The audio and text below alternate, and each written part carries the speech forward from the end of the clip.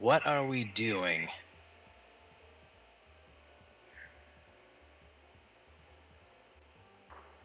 As I recall, you are 15 feet up in the air thanks to Steps of Night, and you have a couple of spells up. Can you remind us what those are? Didn't the last thing I do was drop Spirit Gardens for Aura Vitality, correct? Correct.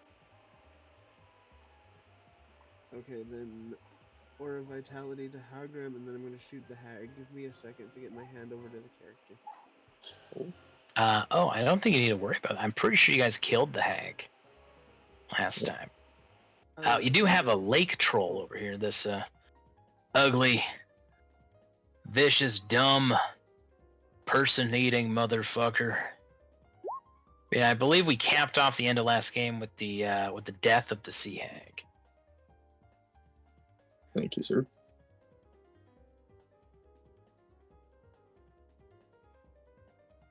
But there has been a horn called, and you're hearing some distressing sounds of ready and able cultists coming from the north, and you definitely see in your line of sight. You definitely see a crushing wave priest who's getting ready to cast some spells right up north past the tentacles there.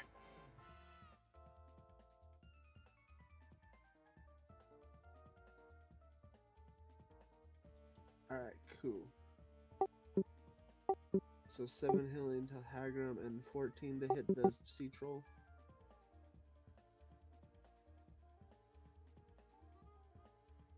Right on. 14 is going to be a narrow miss.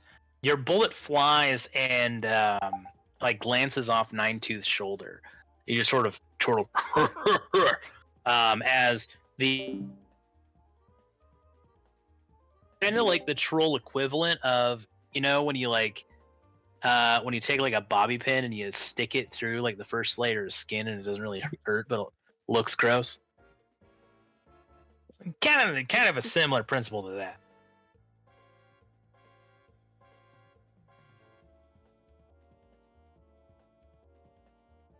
Hargrim, did you take your 7 HP? I did, yes, sir. Sweet. Also, before we get right into it, this reminds you know what you can do in Foundry.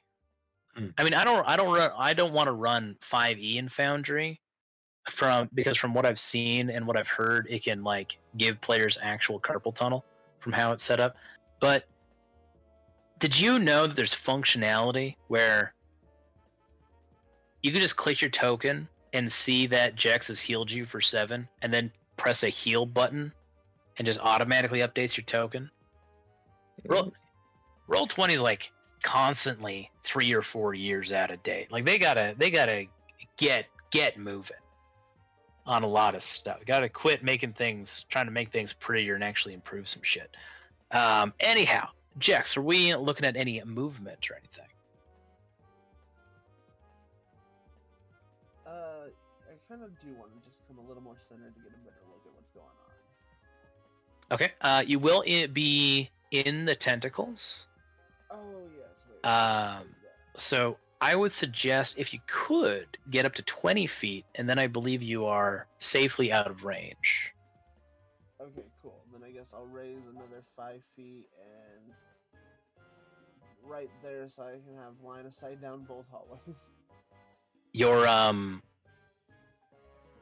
Your head is like scraping against the ceiling at this height. Right, you're like right at the limit. You cannot go higher. Sorry? I said I flip around to where my feet are against the ceiling. Spectacular. And that will be the end of my turn. If I'm late back from my next one, I just got the babies out of my arm and I'm gonna go get a drink. Right on. We have a Crushing Wave Reaver right over here who has failed her Arcana check. So clearly, Navi is an enemy and will be attacking Navi. Really? She's not a wizard. She doesn't know. Okay. Navi, being an incorporeal creature, is not harmed by physical attacks. And the crushing wave reaver accuses her of being a foul, bedeviled will-o'-the-wisp, and continues cautiously moving around it. Hargrim, it is your turn. If memory serves me correctly, someone cast fly on me. You. So,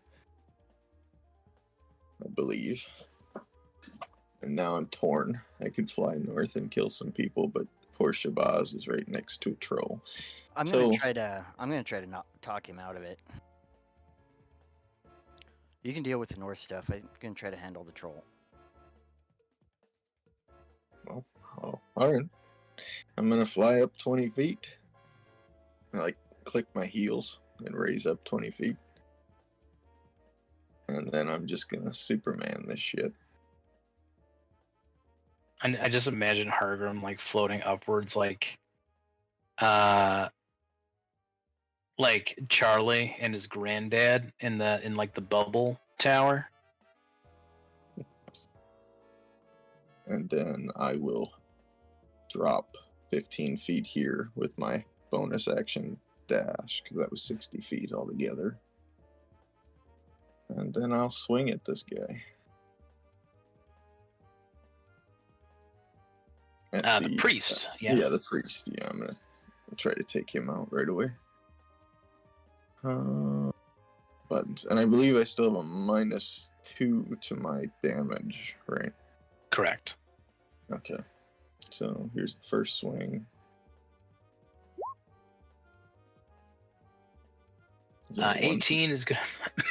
Pardon me. 18 is gonna be a big hit. I gotta re-roll one of those. So, same damage. Okay. And then I will swing again.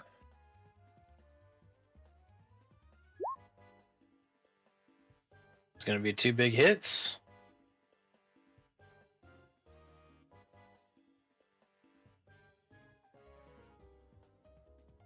For 31 damage.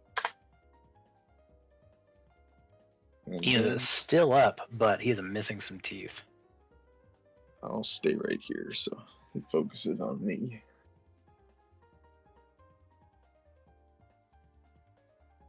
Very good.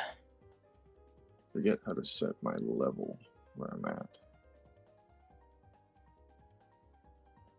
How high up in the air are you? I'm still 5 feet.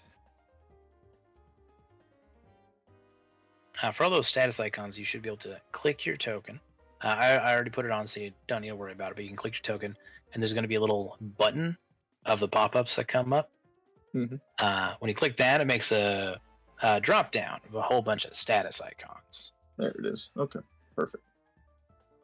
Shino, what are we doing?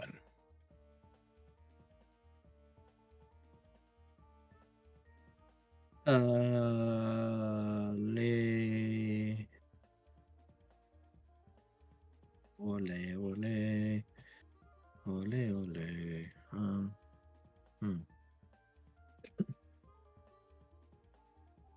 Let's just make this quick and simple. I don't need to do a target, Mike.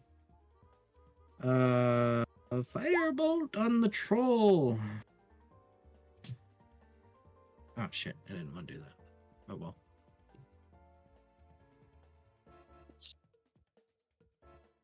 Yeah, firebolt on the troll. Is going to hit.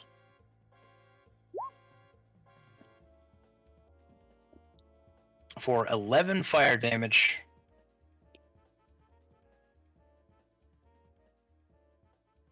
And you have inflicted fire damage. With ice damage, Ninetooth will be unable to regenerate. I'm done. Theo, what do we got? All right. So first, we're gonna do the elemental. The elemental is going to use its movement to move over, still within range of this one guy, and we're gonna do Number of attacks equals 2 slam attacks. So we'll do the first slam attack on this guy right here. Get him.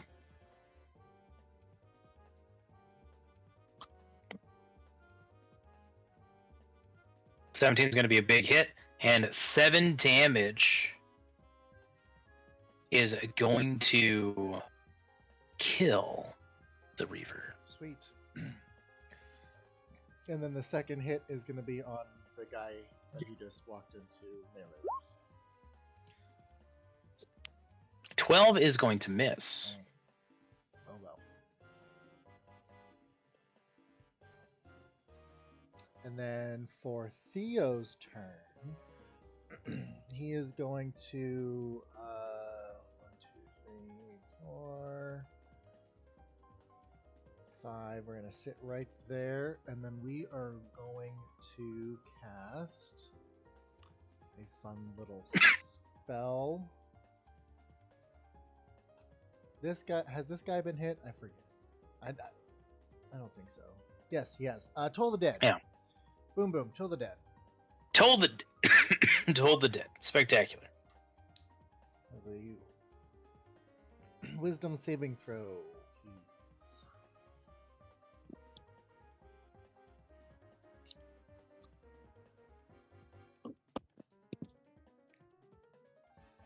And that is 15 on a fail.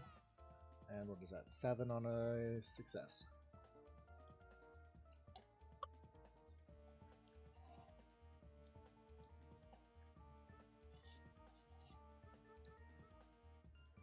Come on, roll 20. You can load it. I believe in you, buddy.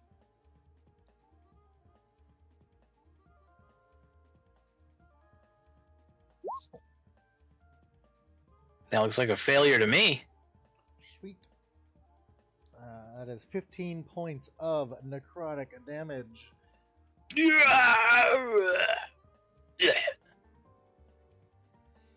Slain. And then I don't think we. Oh, there's the hag over there. He's dead. This one Yeah, that's a troll. or troll? My bad. Oh.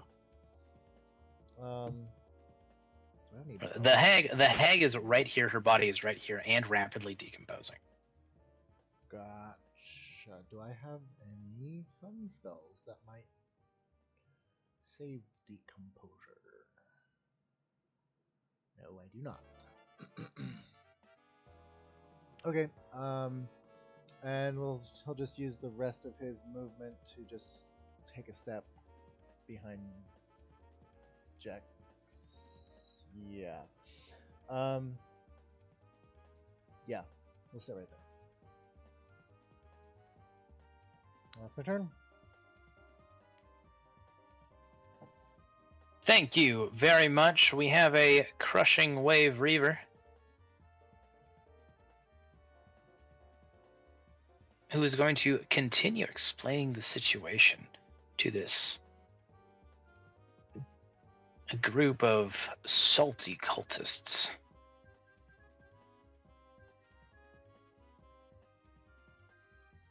Before getting herself into position. A real slobber knocker is about to begin.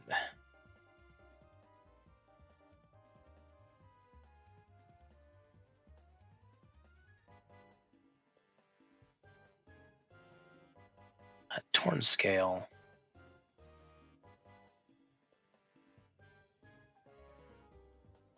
Has himself a conversation.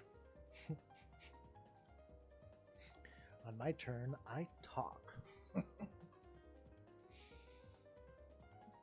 He's been doing that since we got to this dungeon. Yeah. Yeah. I cast motivational speech. He's there. Can I get a perception check from Shabazz, actually? Yep.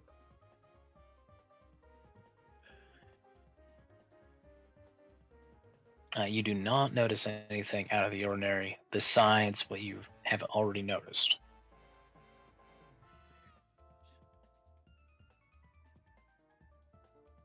Clearly, no cause for concern.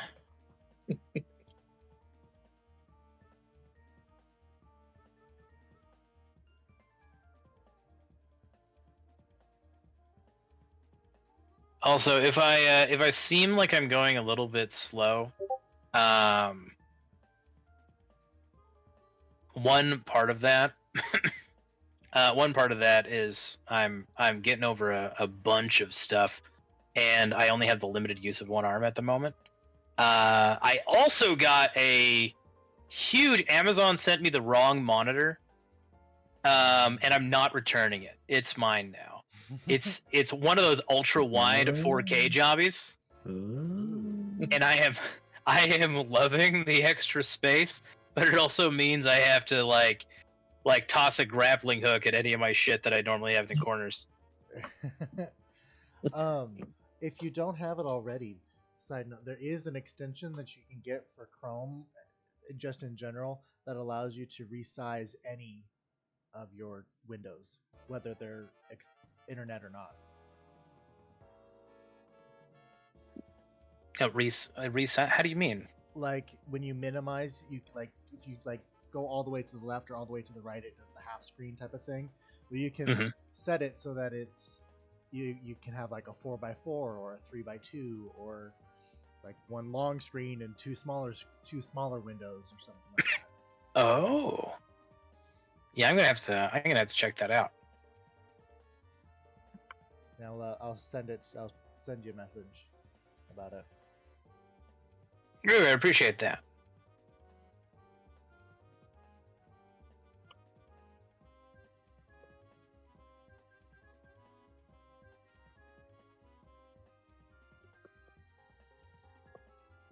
Shabazz, it is your turn.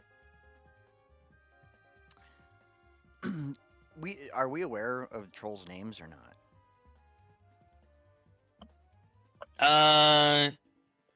Yeah, you heard him talk. The one that's left is Ninetooth. His name is Ninetooth. The other two have died. All right, so I'm gonna be like, hey, you're Ninetooth, right? Yeah, man, we just talked a little while ago. Your buddy, your dead friend. Yeah. As he was dying, this is what he told me, and I'm gonna go right into his buddy's voice and be like, fuck that shark man, fuck the dragon man, fuck that sea hag, fuck this whole cult. It ain't worth it. It ain't fucking worth it. I wish I could just get the fuck out, man. It ain't worth it. You see my buddy, you tell him, get the fuck out. It ain't worth it, man. I watched you guys kill him, though. You said it before. I was there. I witnessed that. Oh, I think I had the wrong troll then. I'm like, oops. So now I'm a little scared because I had the wrong troll there. And I don't have a wall behind me or near me anymore. I'm coming, buddy.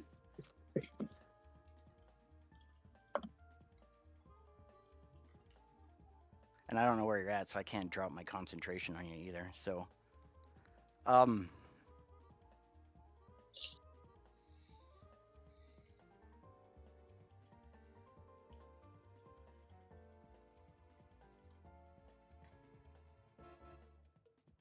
okay. I'm gonna look right at him then, and I'm gonna point at him, and I'll be like, oops, fuck you, you're ugly. Still in his buddy's voice? Yep, still in his buddy's voice. I'll give him disadvantage for the first time using his buddy's voice to vicious mockery. That guy, he's still grieving. He's gonna take that 5 damage. And he was gonna have trouble hitting things on his next turn. Is there any movement or bonus actions from Shabazz?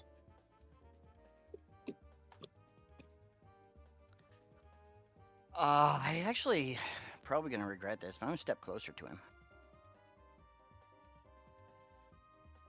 And I'll end my turn. All right.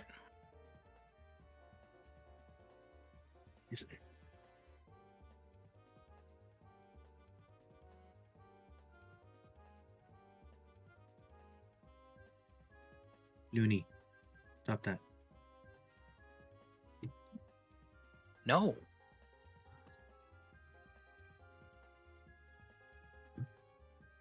Uni will do as they please. Why'd you have to bring that up, man? There's all sorts of things about that interaction that I did not appreciate. First thing, Ninetooth took fire damage but did not take ice damage.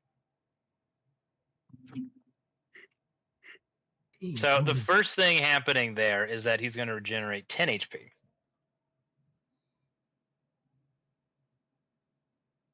The fire damage resets, and a Ninetooth is going to clamber, and he's going to try and grapple Shabazz.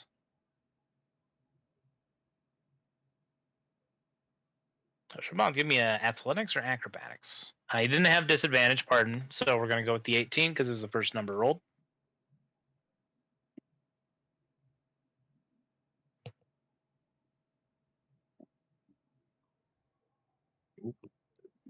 Holy shit!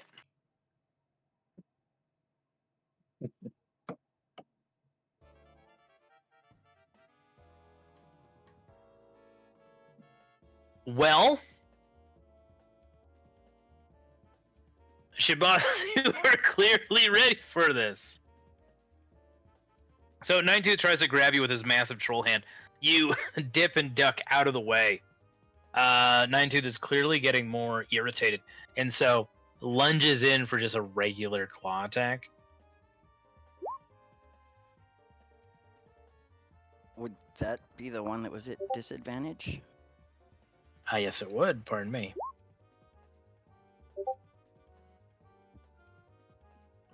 I think that's going to land. 10 damage, 14 damage. You're taking 10 damage. That was the first number rolled. That will not get through my temp hit points then. Very good. Maybe this bite will. As his fetid, swamp-smelling mouth encloses around your body, and he bites into your shoulder, ripping out 11 slashing damage out of your flesh. I don't like it.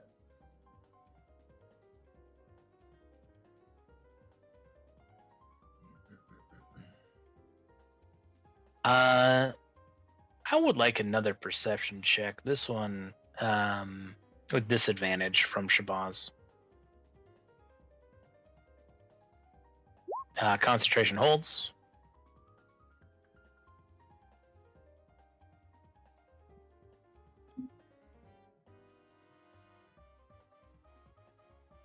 Okay.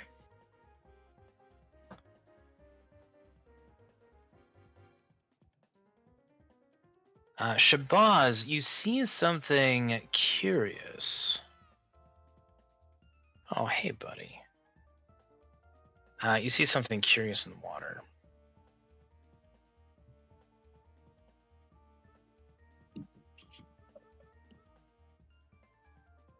A serpent or something, but it seems to be clear like the water itself. And you recall hearing about this, especially from like stories that your companions told you of the of the previous water temple situation. Last time they ran into these guys, is that there were some water genasi who had the ability to transform into serpents made out of water. That is what you believe you are seeing right here. And you watch as the watery serpent slithers up onto the platform around Ninetooth.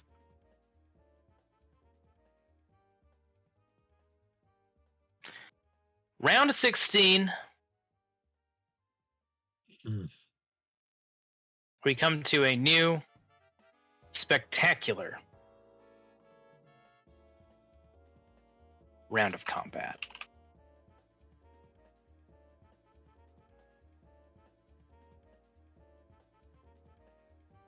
Oh, am I still in Jex's temp hit point radius? Is that still up?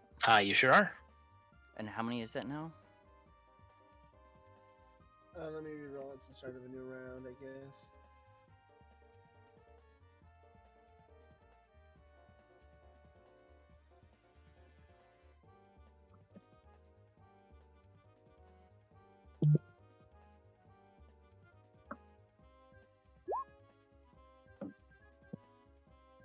$11, not too bad. I can still take those, yeah? Yeah, of course. Of course, of course, of course.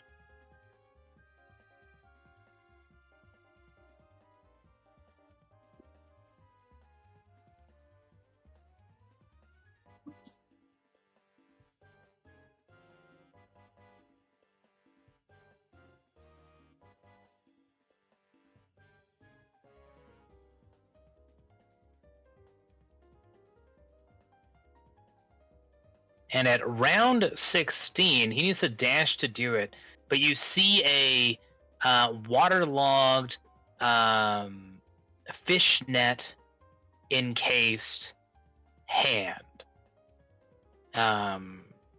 Wrist having bangles of seashells and other oceanic accoutrement. As a mountain of warrior clambers up the side of the platform, immediately next to you, Shabazz. We're starting to get into a situation.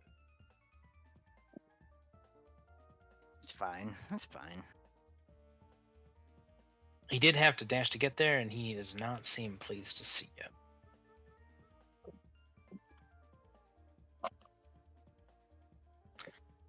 Hargrim, I need a perception check. You know what, Jex too.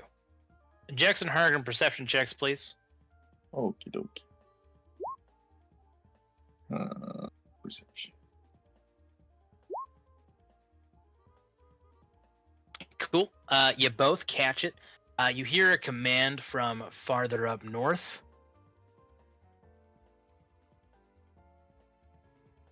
How'd the walkers come around?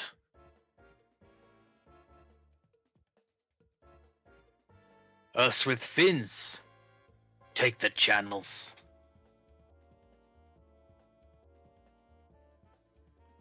Like the noble lobster, boys. Like the noble lobster.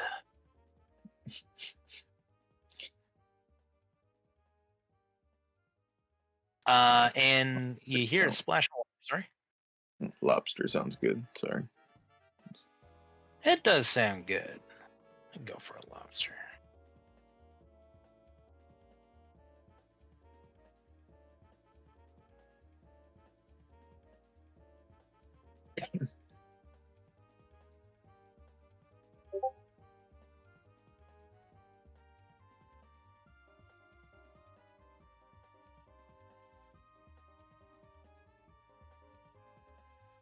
So combat is continue.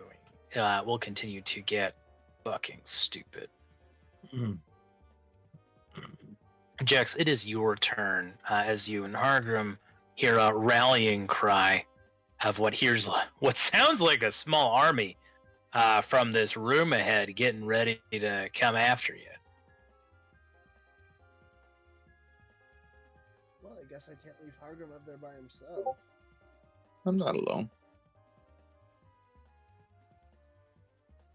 I got Theo's little fire guy here. I guess that's fair. And a Oh, pocket you wizard. And a pocket wizard. Wait, which room Excuse is me. all the sound from? This way, right? From the north, yep. With your dark vision, it looks to you. I mean, you can only like see a little bit, yeah. No, that's incorrect. You should have that. There you go. From what you can see, There's a couple of guys in there. It's dark. It's dimly lit. But you see a couple like long tables. You're guessing mess hall. All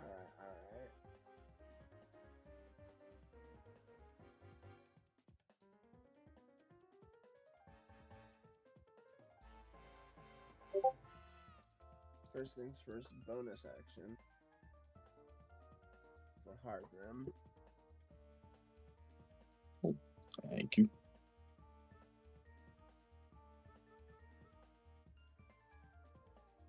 Then I just gotta think I'm gonna reserve my action to blast the first person who comes down that hallway. Roger.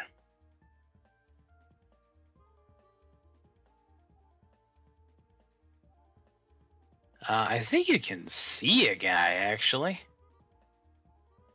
right at the edge of your vision. I'm pretty sure he's out of my range though. Okay. When they cross like this hallway. Sounds good.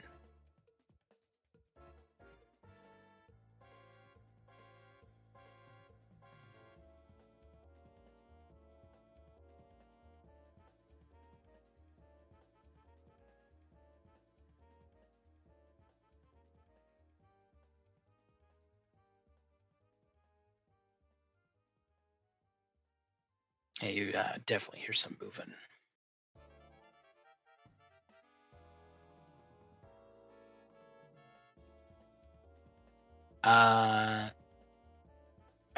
Wait. Yeah, Shino, can I get a perception check? Uh-huh. As soon as I find it.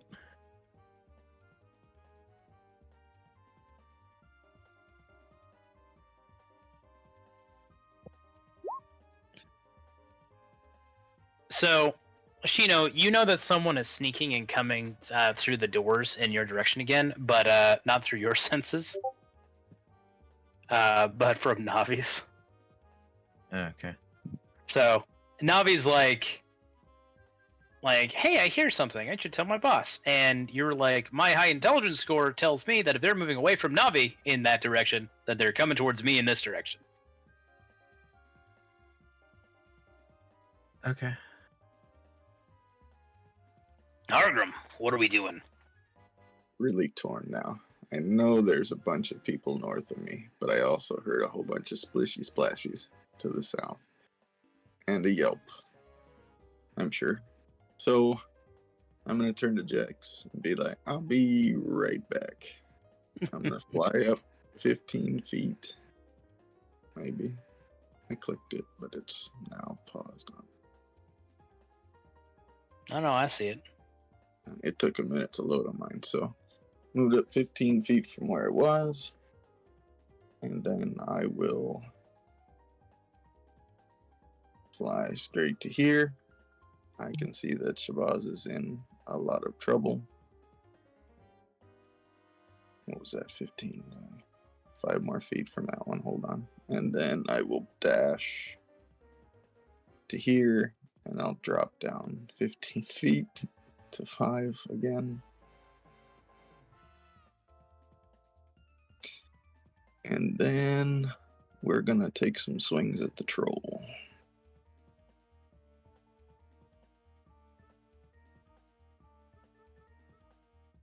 Ah, shit. Do it.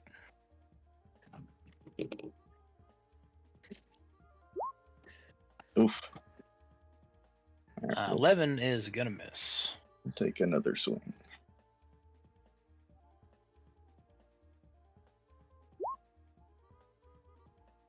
And then I'll re-roll that one.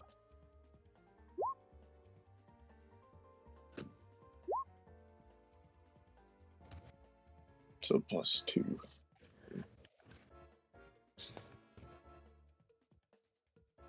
I thought that's +4 rerolling that one. Yeah, but then it's -2 for my penalty. Oh, yeah, that's right. All right, so that's 15 damage. Maybe it's too late, but can I use I can't use an inspiration on an attack roll, can I? Yeah, you can. Yeah. I'm This is a danger zone down here, so I'm going to use my inspiration to re-roll that first swing I took, if I can. Get him. All right, let me turn that off. Ooh, Yeah, buddy. And I'm going to re-roll that 2. There's 2 2s that you got to reroll. Is there? your crit. Oh. Slide R1D6. Oh. Very good. That's a lot of math. Okay. That's why we pay Teddy to do it for us.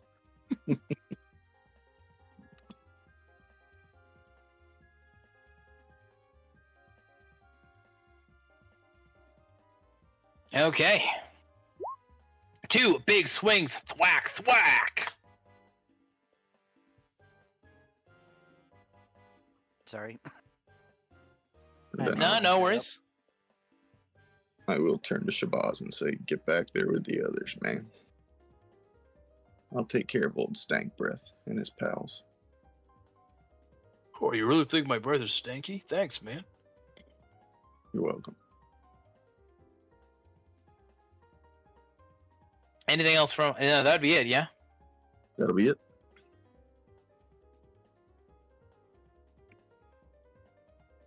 Oh, man, Roll20 is like giving me some lag. Because there's almost 40 tokens on the field that you can see. Don't worry about it. Jax, you see a guy coming down the hallway. Elven, it looks like. But there's something weird about him. Like there's like something kind of remind you. Like you've met a couple of sea elves in your day. Like you live in Sharn, for Christ's sakes. Yeah, you live in Sharn for sovereign sakes. This guy looks weird. Elven, maybe half elven. He's got some gills, and he's wearing like a water motif scale mail. He looks big. Like most elves come in like sort of like 2 general flavors, right?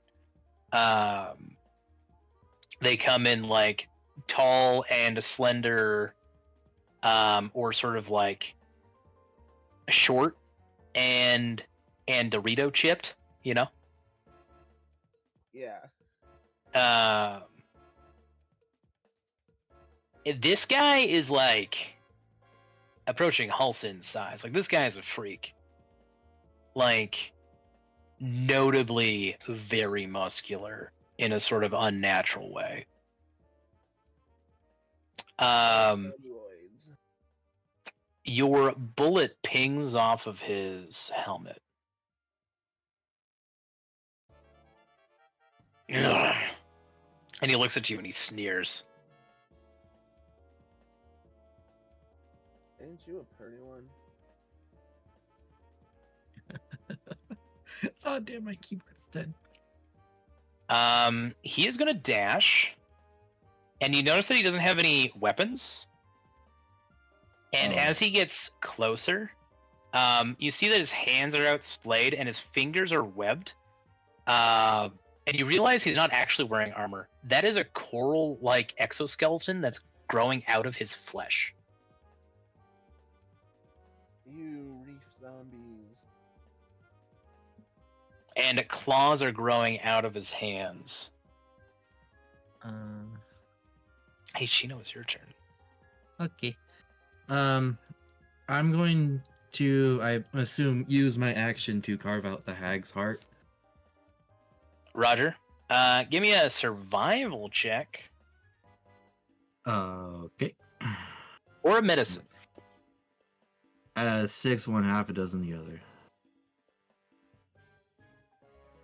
Hey! Theo, you've never seen one of these in person. So as a fellow academic, this is kind of neat that you and Shino get to sort of like share this moment of Shino brutally shoving her knife into this hag's chest as she's like melting and decomposing. tearing out what looks to be, it's like, despite like the hideousness of the hag, like look at this darling. Ripped out of that, Shino kind of like pops the rib cage real quick and sort of like unceremoniously, within the span of like this 6 seconds, has to rip out this heart, and the heart looks to be made out of lapis lazuli or something similar. Like, it's heart shaped, and there's fluid like coming out of it, 2 veins, but it's like a precious gemstone, right? And you see, and it's like, you have a limited time frame, right, Shino? So it's not pretty, right? But it'll do as you bring your knife and just quickly sever each of the like arteries and veins coming out of this heart, and then you very quickly sort of like suspend them upward and like twist and squeeze them like you're tying off a hose, right? So that like the blood doesn't get out. And as you do that, the arteries kind of like calcify, right, and also become this sort of like pseudo lapis lazuli like substance. So go ahead and add a hag's heart to your inventory. I believe there were Arcana checks passed last time to remember what those do. A hag's heart can serve a number of different purposes. It can be a powerful spell component, but its most immediate practical application a lot of the time is you can treat it like a potion of greater restoration.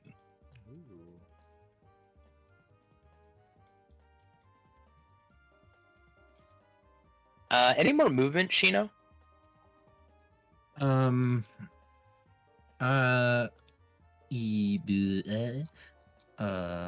Yeah, I'll stay where I am. Maybe I'll just scooch back a little bit. I'll bonus action move Navi, and I think I know that this is a monk, but I don't know if Shino would know if it's a monk through Navi. Is there some sort of check I can make, or make an insight check. Insight, I can do that. No, that is not a monk. Okay. Whatever this thing is, it is closer to a druid or barbarian, but twisted wrong. Okay. Then Shino's just gonna yell down the hall to Jex to be that guy's a force of nature. And maybe let our force of nature handle it or help you handle it. With the 23, you also know he's gonna be tough, right? Like there's definitely something going on there. He doesn't strike you as a boss. He still strikes you as a kind of like goon or minion. Yeah.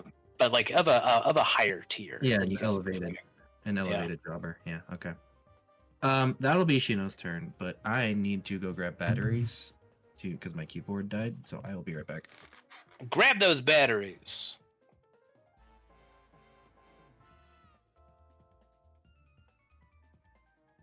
And as you do,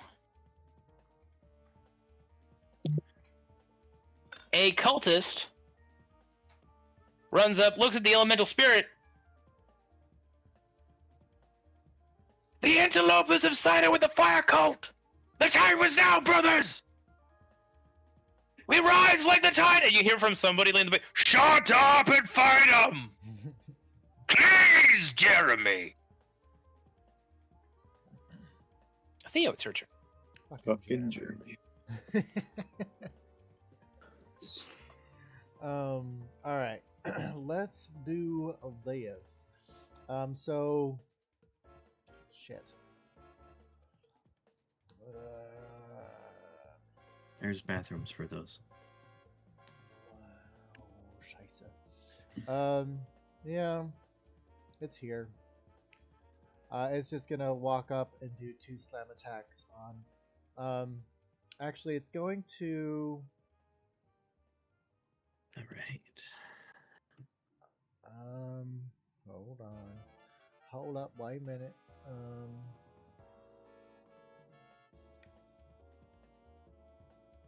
I forget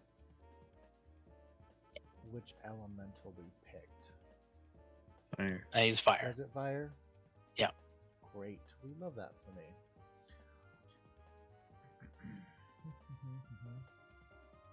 Oh, great. It can pass right there. So it's going to actually stand right in between both of them. And then, yeah, we're just going to... It's going to reach up with both of its hands and kind of just like on either side try to bonk him on the head.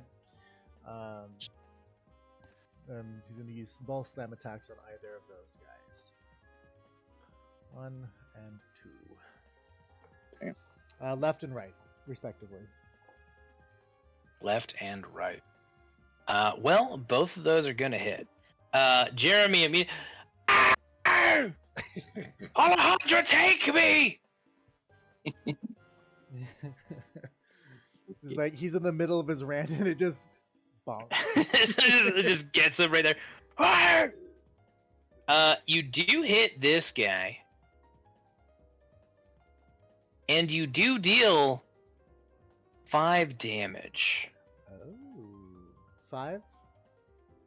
Correct. 5 fire damage. Interesting.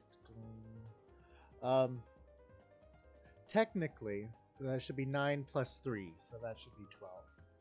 By the way, there's a 3rd level spell. I thought I already incorporated that in there. Oh, I have no clue. Okay, interesting. Interesting. All right, and then Theo is going to step aside. Perfect. And we are sweet, right within range. And he's just going to step out into the corridor and cast a good old Toll the Dead on this person right there. DC 14, wisdom saving throw.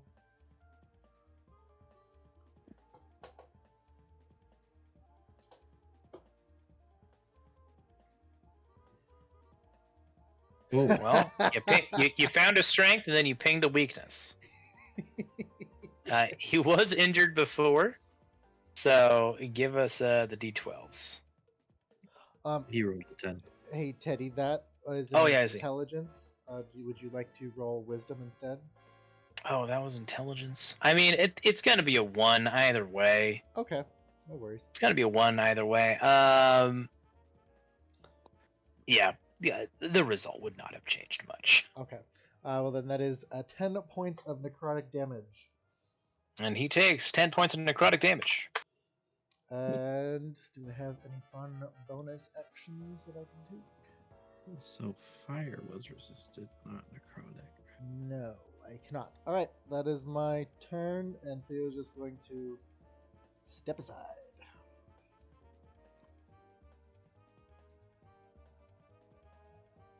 Very good.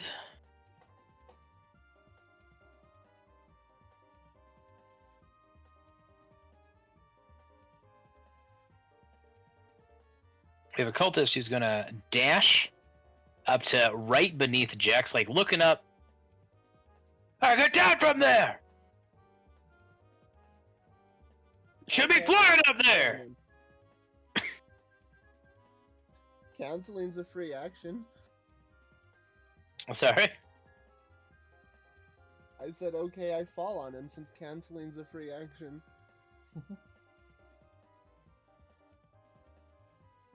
Okay, we're gonna say this is a DC of 15. Cultist needs to make a dexterity saving throw.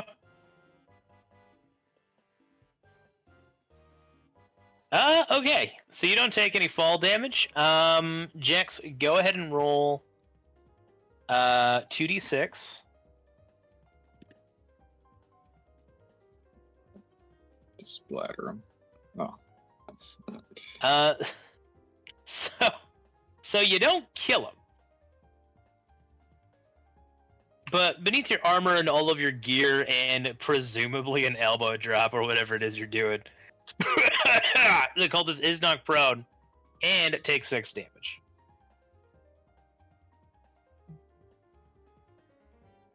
Am I Thank also you. prone, or do you want me to roll for that? Sorry? Am I also prone, or do you want me to roll for that? No, he broke your fall. Okay, You're fair. fine.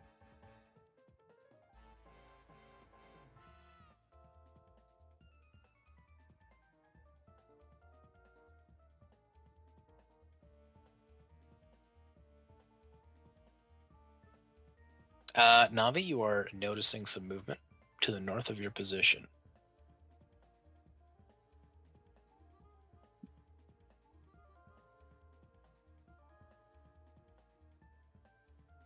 The cult is going to have a conversation.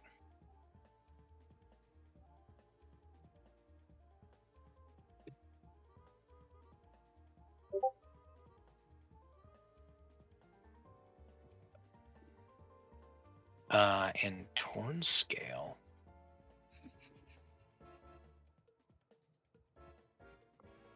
is going to be re-entering the fray. And granting some initiative.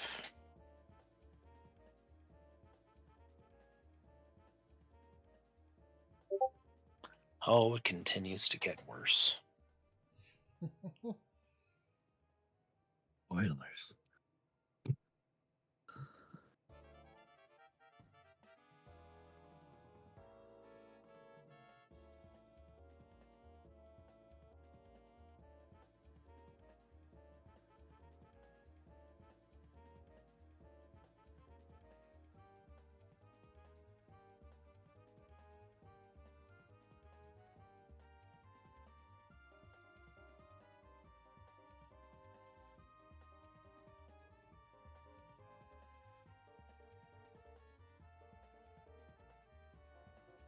You hear another splash of water to the north.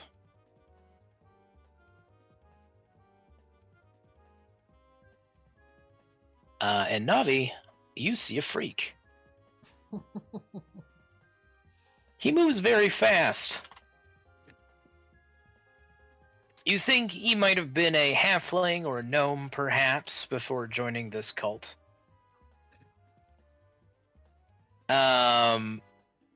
However,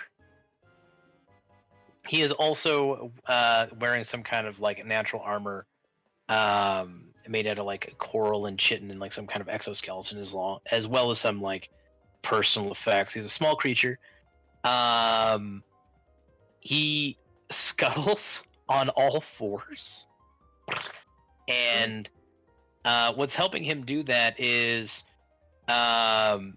he is moving on. Pardon me.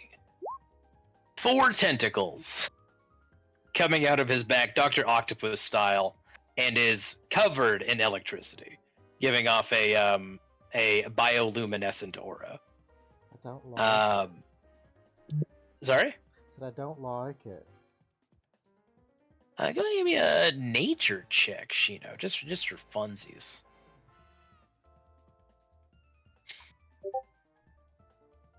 I don't know shit. Yeah, this thing's freaky. Freaky guy. But that's his entire movement. He moves fast. And they're just gonna keep on trucking.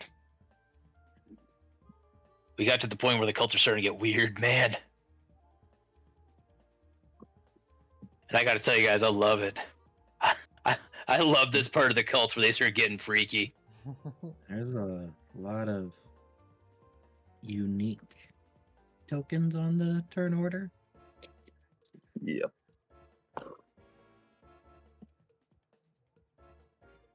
Oh yeah.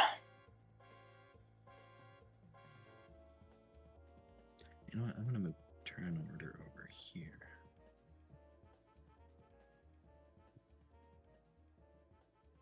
I'm gonna do that.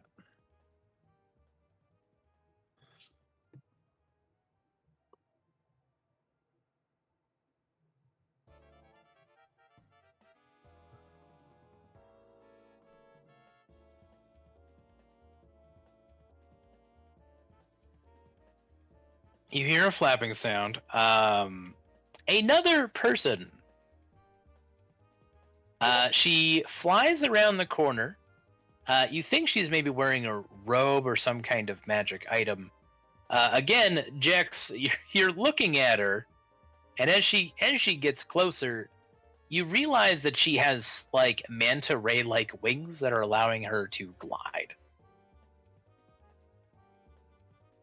Again, no longer like a non-altered person in a very not great magic type of a way. You are getting big flesh weaver vibes.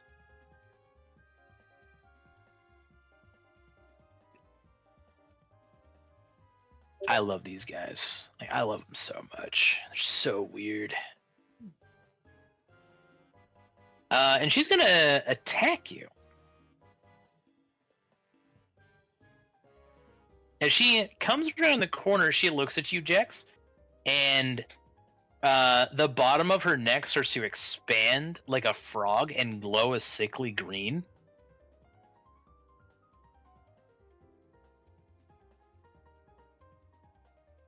It doesn't go anywhere. Maybe it was more of a warning shot. Who knows? But you definitely, you know what? It'll hit the cultist. You're underneath the cultist, right? You duck out of the way. The cultist gets hit by it, and he's like melted, like he's like melted to bones, half of his body. So that's a thing.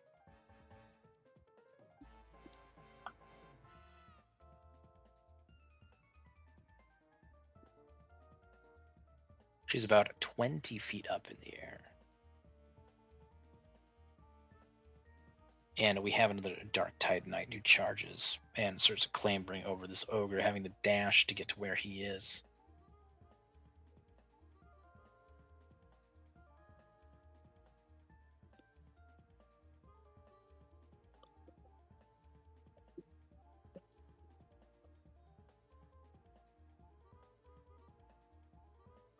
Jax, you hear the opening of a large door, like stone on stone.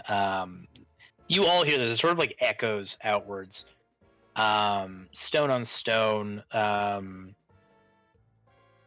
scraping open, evoking the mental imagery of a double massive ancient stone doors.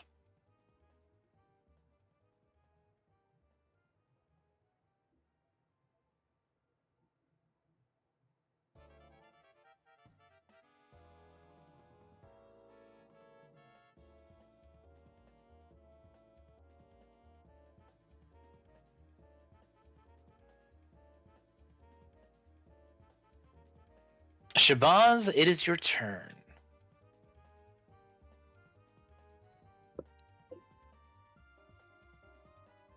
Well, I don't like any of it. None of it.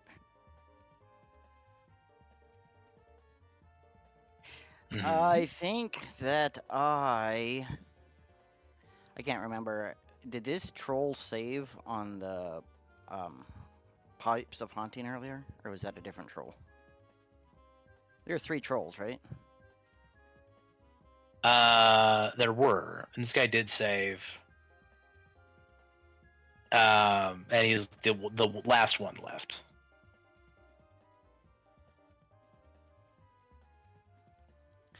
All right. So I am going to take the dodge action then. Mm-hmm. Good call. And I'm gonna look him straight in the eye as I'm walking away or stepping away, because I'm retreating a bit. But I'm in his brother's voice as I'm retreating, telling him, "Don't run away, because the cult sucks. Run away because you're weak, and you always were weak. You fucking failure." Yeesh. Buddy, that hurts me. Why would you say these things? They're gonna use their reaction to make an attack of opportunity on you. Why does your head look like a turtle? Mm. Whose head? Shabazz, did you mean disengage and not dodge? I think I'm lagging because I was thinking of the picture. No, I meant dodge. He attracts with disadvantage if I'm dodging, right? Yes, but disengage doesn't provoke an attack of opportunity. No, I understand that. I Okay. meant dodge. Yep. Yeah. Okay. It's disadvantage on all attacks for the rest of the round until his turn, I think is the aim there, right, Shabazz? Correct. Yep. All right. Well, that's going to be a hit, 11 piercing. Isn't that a miss if it's disadvantage? Your AC is 15, is it not? Oh, yeah, it is. So that'll be 11 piercing. Aeon the Darktide Knight is going to attack with his short sword.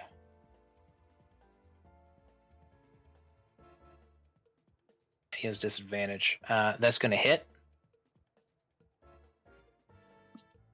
And so that will be an additional 12 damage. We'll take the first damage pool for that. Doesn't he have to have advantage to get sneak attack? He has an ally. He had an ally within 5 feet of him at the time of the reaction. All right, so you said 12? Yep, 12 damage. Yep, a rogue tip. They put a lot of emphasis on needing to have advantage, but you can also get sneak attack if a buddy is within 5 feet of your target. And correct me if I'm wrong, because I may very well be wrong because I've read so much, but doesn't it also say that you can't have disadvantage on that sneak attack? Like, I remember knowing what you're saying, but I thought I read somewhere, and maybe it was a subclass or something that said you can't have disadvantage, but... No, that does sound vaguely familiar. Well, let's take a look. I know in advantage on the attack and you roll. don't have disadvantage on the attack roll. There it is. All right, so that will just be 4 piercing then. Very smart. Good job, Shabazz. Have an inspiration. Yeah. Thank you.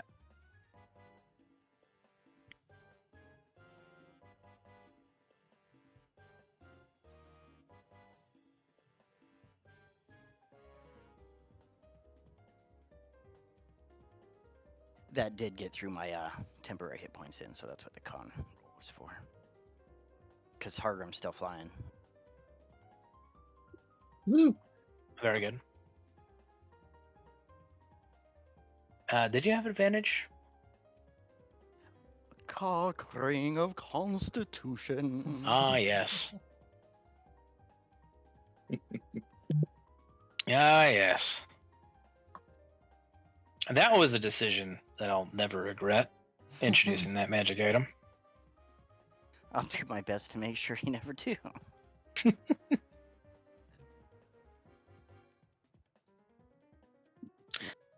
Nine Tooth is going to regenerate 10 HP. And Nine Tooth is going to attack Hargrim. Alrighty. Considering that Hargrim is within range. So that's going to be 2 claw attacks, 1, 2, and a bite. It looks like the only attack that's going to make it through is the claw. So you're looking at 5 piercing damage for that bad boy. Great. Put those out of temp.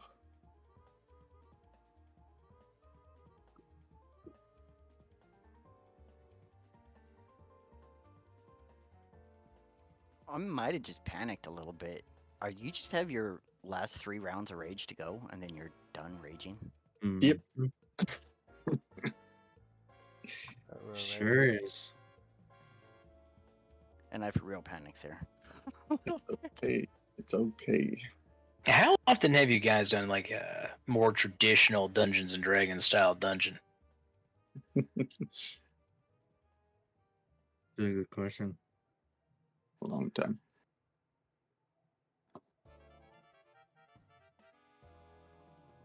Sounds like never then. Probably. Not so. Dungeon of the Mad Mage, probably, so 3 years ago.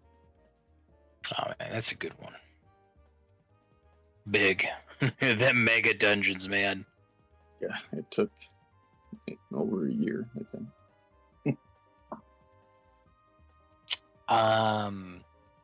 Something crawls up your leg, Hargrim. No. Who knew? And you are grappled by a watery serpent. No. Take 2, right? Yeah.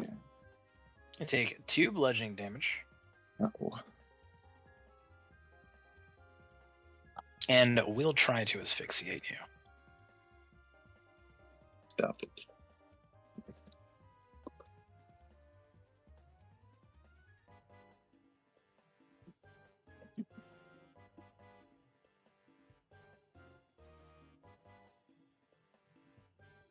Hey, look, there's a second one. Mm. Oh. He had to dash to get there.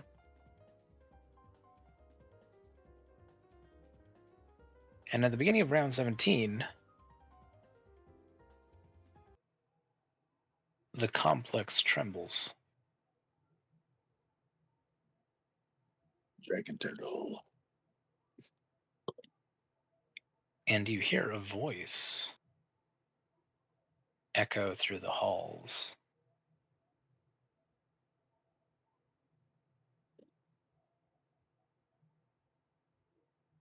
I was not expecting such bravery.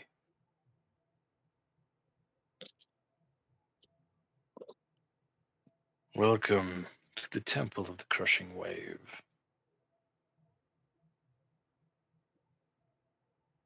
I am looking forward to our battle, intruders.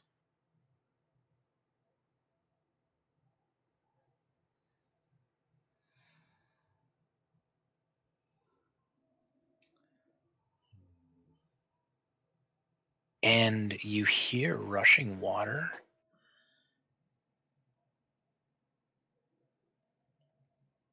And those of you near the channels and the canals can see that the water is beginning to rise.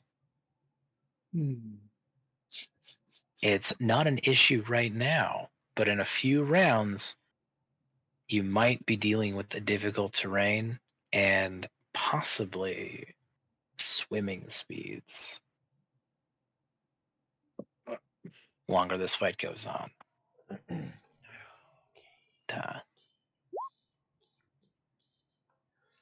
High Prophet Gar Shatterkeel is entering the initiative. Where are these people coming from? I'm sorry. Over here? Like the voice? Yeah.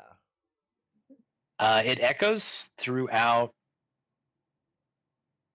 the temple, as if the temple itself is speaking with his voice. Gotcha. No me gusta. Okay. Well, shit.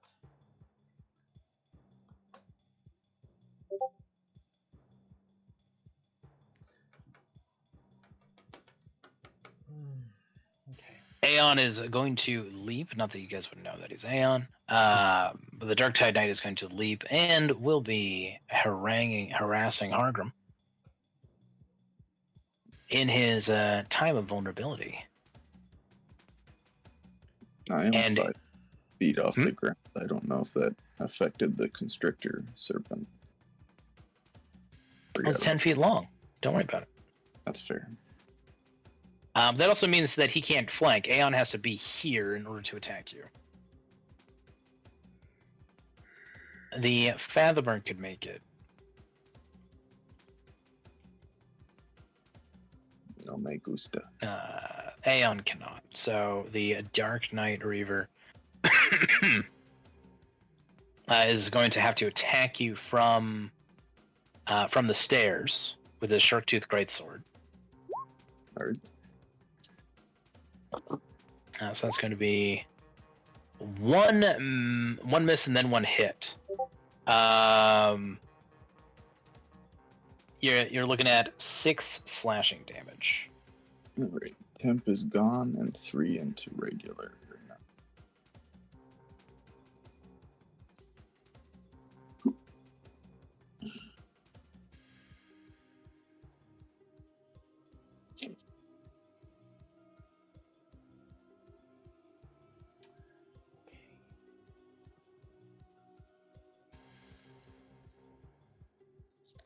Oh shit.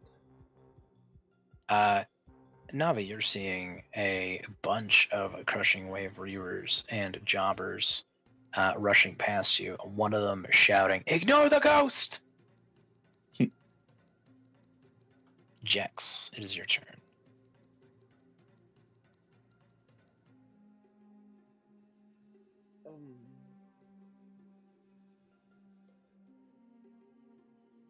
Well, I can see no one in view for my aura of things, so I guess I'm just gonna shoot Conehead again. Get him.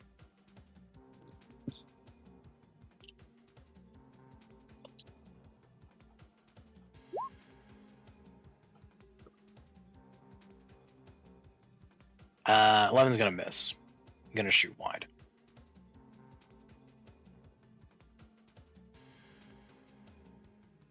I want to let you guys know that this is an extremely hard encounter. There is no dishonor in leaving. Yeah. It takes a fucking hour. Alright, that'll be nice. Who's all here?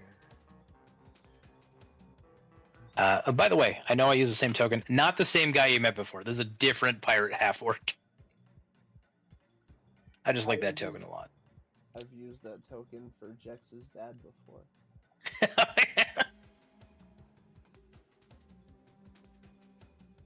Not Jex's dad. We can't be like, we can't have everybody's dad trapped in the water temple. This is, I can only play that card so often. He's a different orcish pirate. Jex, we got anything else for us?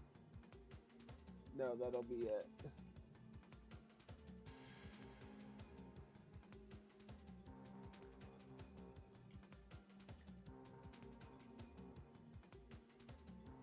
Oh, what the hell?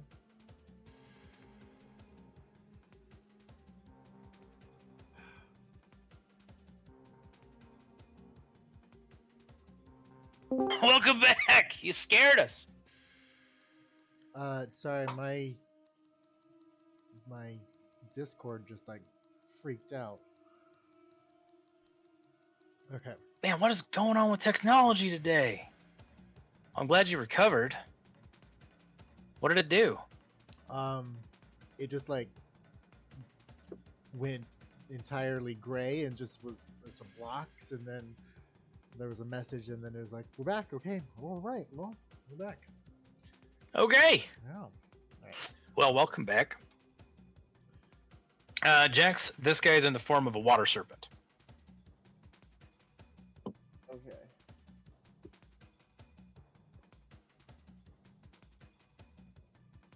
Hargrim, it is your turn. Oh, decisions. I need to get rid of this troll.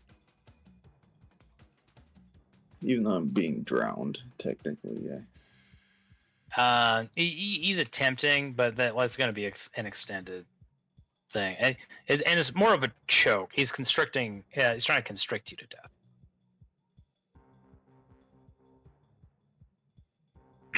I don't think it's Misty Step. You guys can all Thunder Wave Yeah. And Featherfall. and Yep. Featherfall. I'm gonna take some swings at the troll then. Get him. Oh, 15 is going to be hit. there's one in there. There is. Is it at disadvantage if he's grappled? Oh, No. All grapple does is reduce your movement speed to 0. Oh, okay. and then I will swing again. It also allows other creatures to use other particular moves, right? Like a vampire and vampire spawn can't bite anybody unless they're incapacitated or grappled, for example. Thanks for that max damage on a nat one. Yeah. You happen to have an inspiration? I do not now. I used it. I am going to. Can I bonus action drink a potion, right? You can. I'm gonna bonus action drink a potion of fire breath. I won't be able to use it yet, but next round. This guy is going to use his reaction to try and continue to constrict you. Sorry? No, I thought he was trying to stop me. It's like, no. Oh no, that's fine. And like these guys desperately want to make an attack of opportunity on you, but they already used their reactions on Shabazz, I believe. Mm-hmm.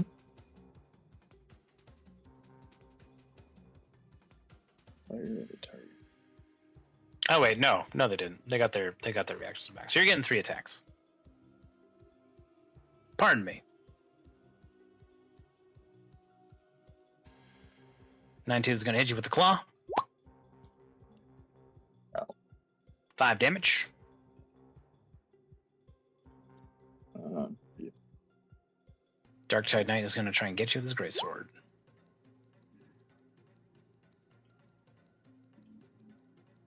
Oh wait, no, that was the wrong weapon. So that's still going to be 22. Oh wait, no, 24. Still going to be 24. But the damage is going to be this sneak attack damage.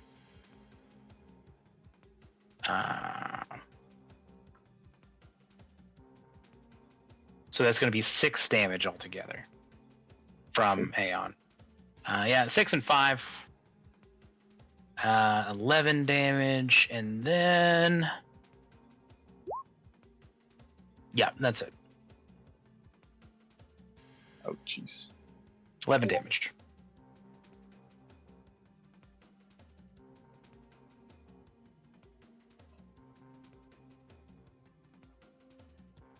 You guys did something to this door, right? You barred it or something? We it's stone completely shaped stone. it. You stone shaped it. The Reaver's going to start attacking the stone. That's a 5-foot Ooh. wall. That's a thick wall. Let me tell you guys something. They have an intelligence of 10.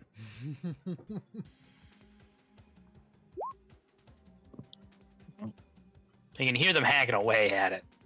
Mm-hmm. Most people can.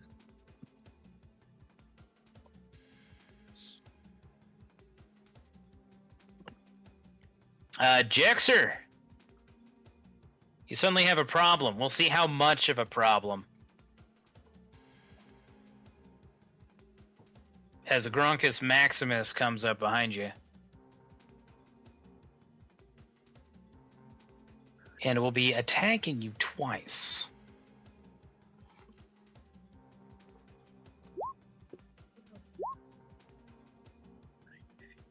Oh my god. Nacy is 19, yes? Yes. So that second attack is going to hit, dealing 7 slashing damage. All right. His fingers are creepy. It's like his claws are made out of like crab shell, right? Where it's like that hard carapace with like the ridges, and they're like interlocking segments, so you can still move them. Grody.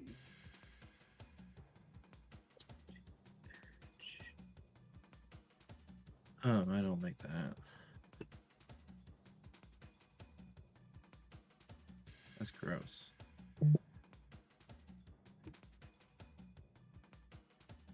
Shino, it is your turn. I believe this is the last round for your tentacles. They are going to remain up until the start of your next turn. Okay. Can I ask a question more Yes. for not necessarily for myself, but for another person? Any question? Since Ask me about the harder, weather. It's fine. since Hargrim's out of rages, Mhm. can he like take a point of exhaustion to continue to rage? No. Yeah. Okay. I'm sorry. That's a different subclass that he didn't take. Oh, that's a whole ass subclass. Fuck, I didn't It- know that. Berserker. Which, All right. by the way, Frenzy Barbarian BG3.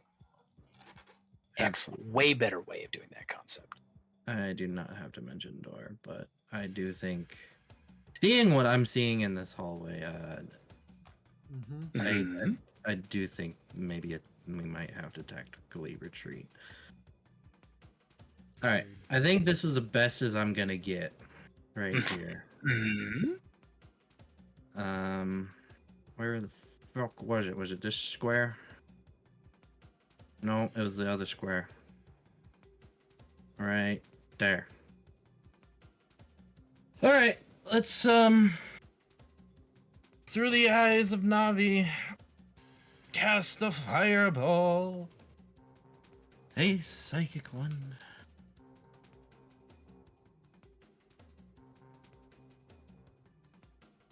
Very good. A respectable 27. With 3 1s. DC 15, that don't seem right. Well, yeah, I guess. Well, double check. What should your DC be? No, it's on intelligence. It says DC 15. It just seems lower than I thought.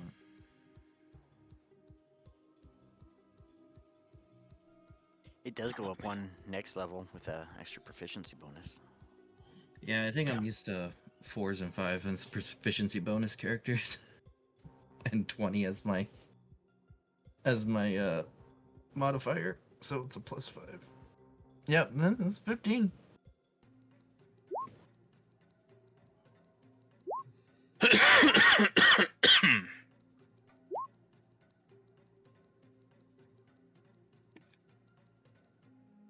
Let me check that down because I cast it through Navi.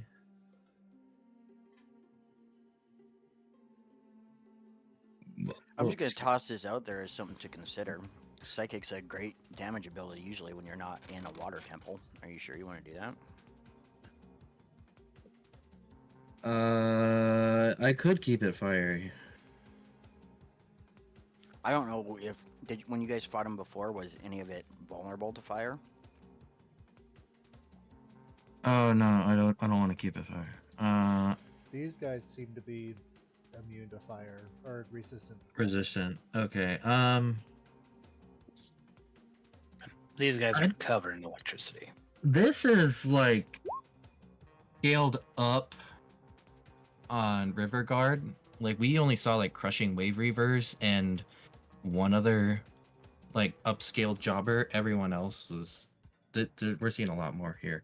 That being said, though, oh wait, I have this spell which does force damage. So let's do force damage instead of psychic. Actually, I can't do psychic because I can only do psychic on a 4th level. So I will be doing it force damage. I bet. Force damage. Yes. Spectacular.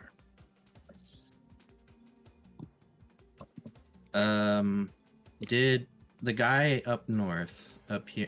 Yeah, I didn't want to do that. Yeah. Did he get hit? He did get hit. Did he save or pass? He did not pass. Oh, was he the 3? He got a 7. Okay. But he is going to take 27 force damage.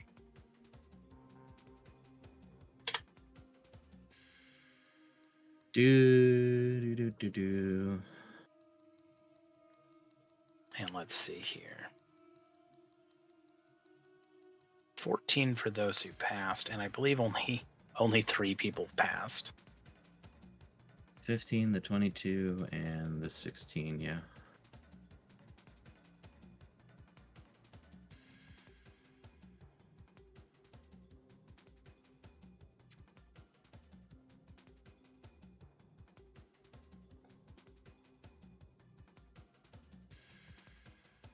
So I do wanna say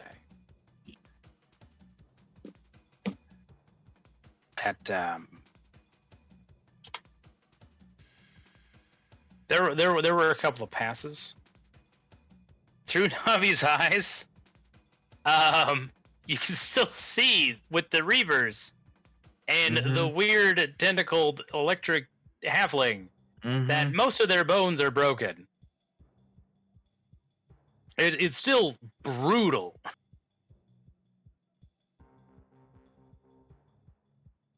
All right.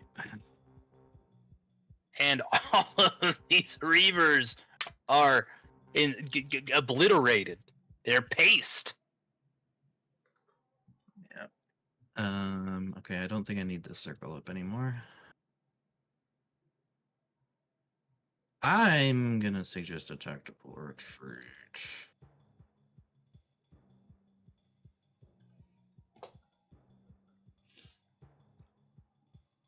Well, we know the water's rising, and this is our time to get out because this is close. We're gonna be to the exit. So Yeah, we're getting spell tapped pretty hard, and there's a lot more coming. I am about to clear our exit, so hold on. Well, I can go there for my movement. Can you step back like? Well, it's either I go here or there. Can you go there? Thank you. I've got a to whom it may concern that I don't know if I have enough. Oh, I see. I see. Then in that case, I will bonus. I'll save my Misty Step, and I will bonus action move Navi. Just to kind of like get some better views, question mark.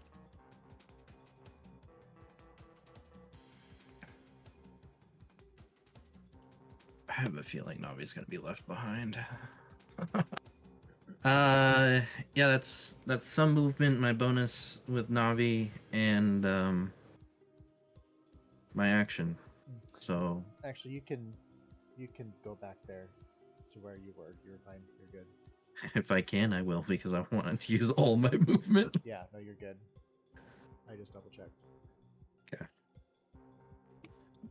as Shino crawls over Shabazz for the third time, you see him grin just a little bit. Shabazz, you're enjoying this a little too much. Deliberately brush my assets up against you. I'm done. Theo, what are we doing? All right. To whom it may concern, centered on this guy right there, we cast Fireball. Oh no. Fireball. You're good. Fireball. Evocation privileges. Yep. Theo's fireballs are good. My fireballs are dangerous.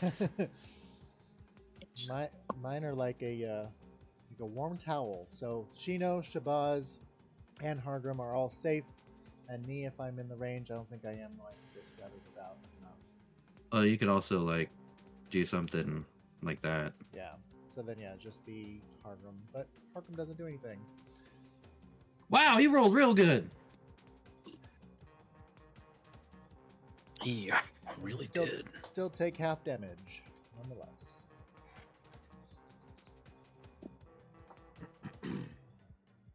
Ha!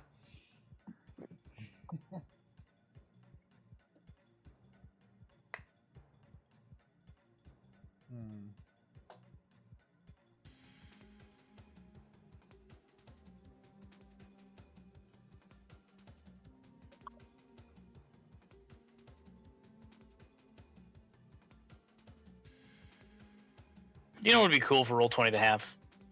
Like a pop-up calculator that you just bleep. Yes. It'd be nice. 17 damage to the Fathomer.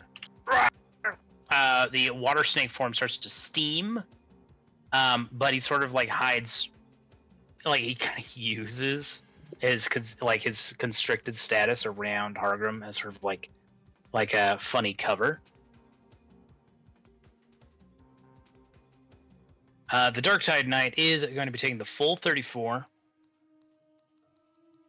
Damn. As is Ninetooth. And Ninetooth has taken has taken fire damage. But he is almost he's gonna need some cold damage pretty soon here. If you want to keep him down. Oh, that's right. I forgot about that shit. Okay. All right, and then my other guy is going to run over to Jex, and we're just gonna take this guy to Pound Town. Get him. And you know, we're just gonna go both. We're gonna slam them both right there.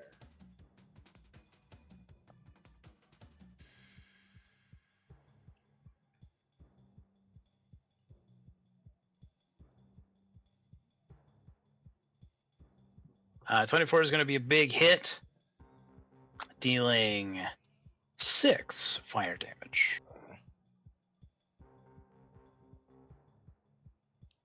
And then I can't do anything else, unfortunately. Yep, that's its turn. And that is my turn. And then I don't have any cool bonus actions, so I can't do anything there.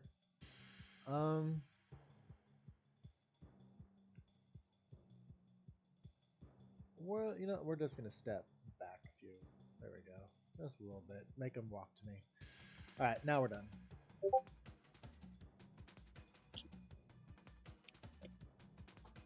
Very good.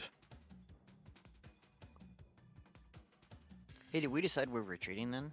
It sounded like most of us agreed to that, but I don't know that everybody did. I am prepped to cast several retreat spells for people, if need be, or get people. If need be. I am clicking my heels well outside the door. Well, Yeah. Calamari Carl is coming for Jex. Sorry? I was just asking Jex. Does Jex know we're leaving then too, or are we just leaving him up there to fend for himself?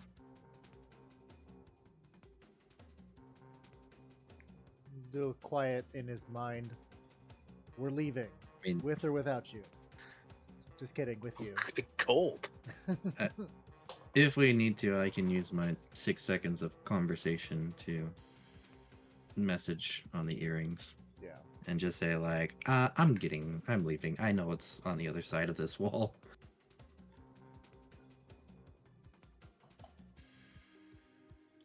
Jex. So this guy had to dash to get to where he is. So he can't do anything, but you do see that his body is electrified. And he's suspended, a small creature elevated to medium creature status just through sheer tentacle mass. Go ahead and give me a nature check real quick, just for funsies.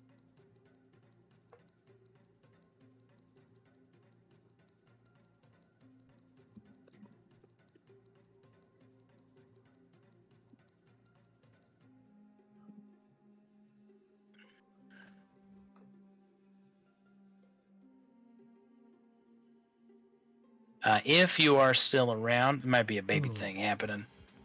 Hopefully you're all right, Jex. Another freak. Oh my god. I don't. Yeah, there's a lot of those. Well, no, there's not a lot of him specifically, but. Look at these fun guys. Sorry? I just said oof. Shino, give me another nature check. I give you a 10. Take it or leave it. Okay, well, you're not really sure what's going on, but You kind of get the sense that like some kind of toxin is seeping out of his skin where his tattoos are. Terrific. Yes, indeed. She's gonna jump.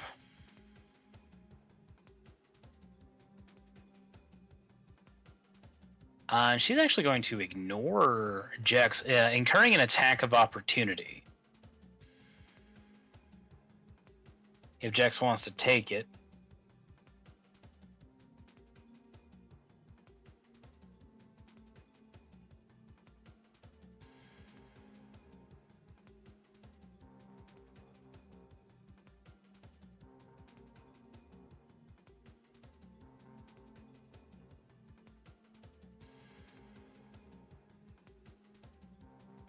And we still have a bunch of guys before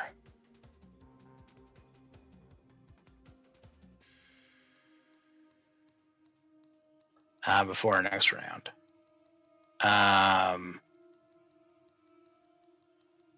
So the hybrid flyer, she is going to continue soaring. She's going to attack the elemental spirit.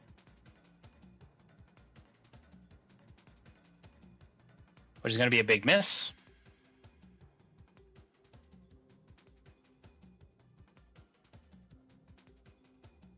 Let's get a couple of more turns in. But as soon as we, like, within the next minute, we're going to start our break.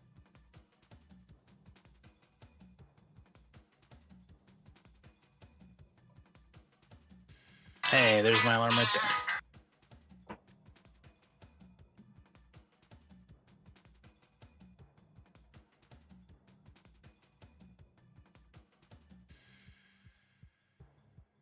So the Darktide Knight is going to approach closing distance with Jex. And before he finishes his attacks, we'll give Jex some time to come back to us. Or whatever they're doing. Let's take our 10 to 15 minutes. Okay. Alrighty. Mhm. Lovely. I will be right back. See you guys in a little bit.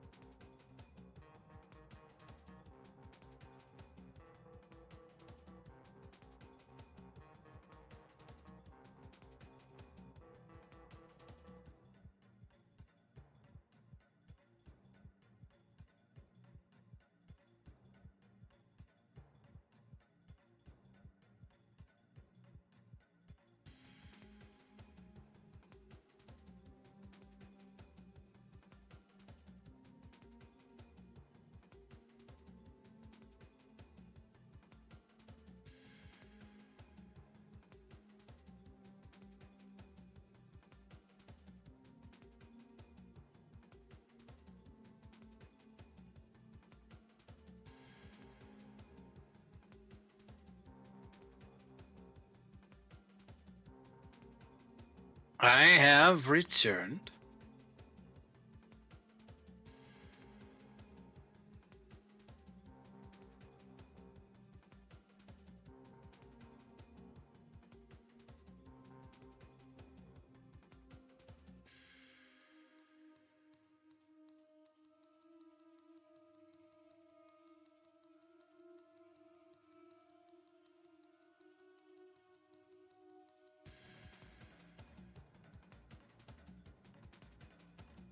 I too have returned. Welcome back.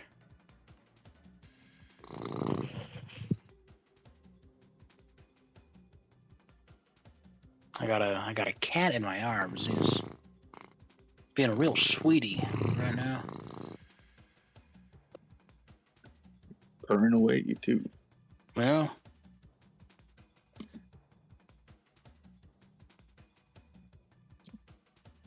he seems to be under the impression that it's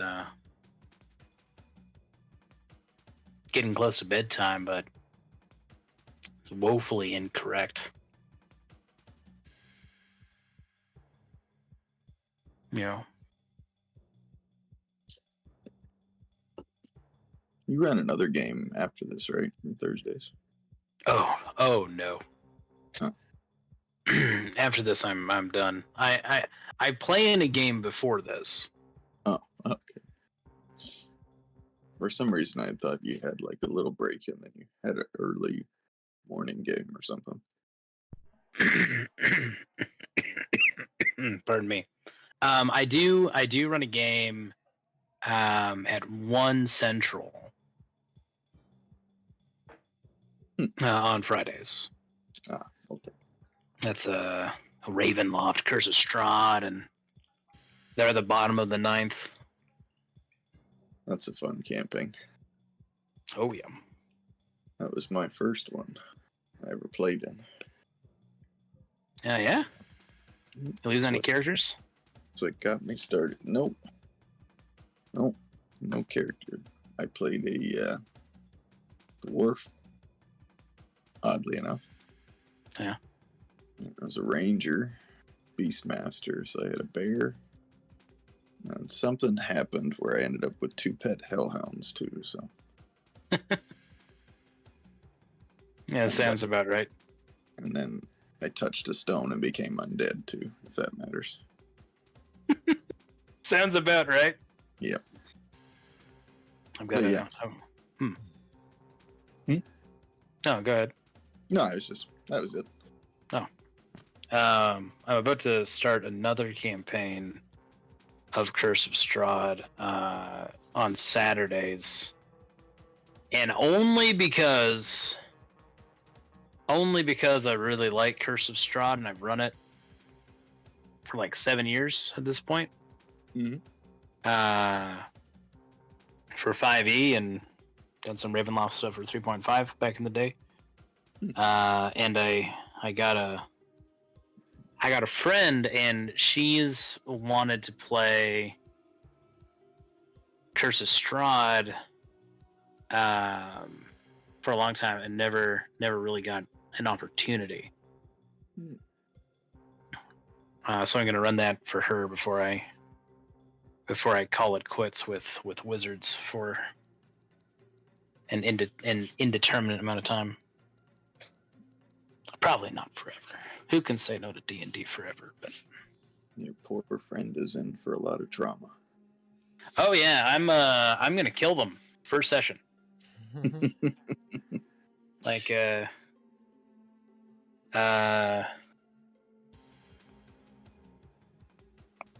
Curse of Strahd.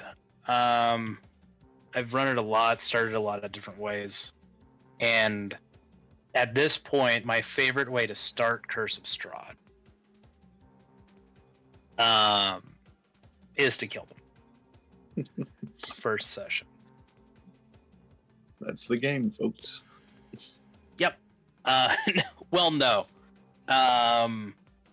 So I there are some things about Curse of Strahd and Ravenloft that I very much dislike, like the Vistani, for example. I really like the Vistani in theory, but the way they're written and presented is not good. So I've done some very, very big house rule changes on Vistani in my games. Welcome back, guys. But yeah, Vistani are very different from the source material, and I run them as a sort of well, they're road people, and I've developed with a Romani friend of mine. I've developed a sort of like enough details to like more separate them from the Romani analog that they're very very directly drawing from.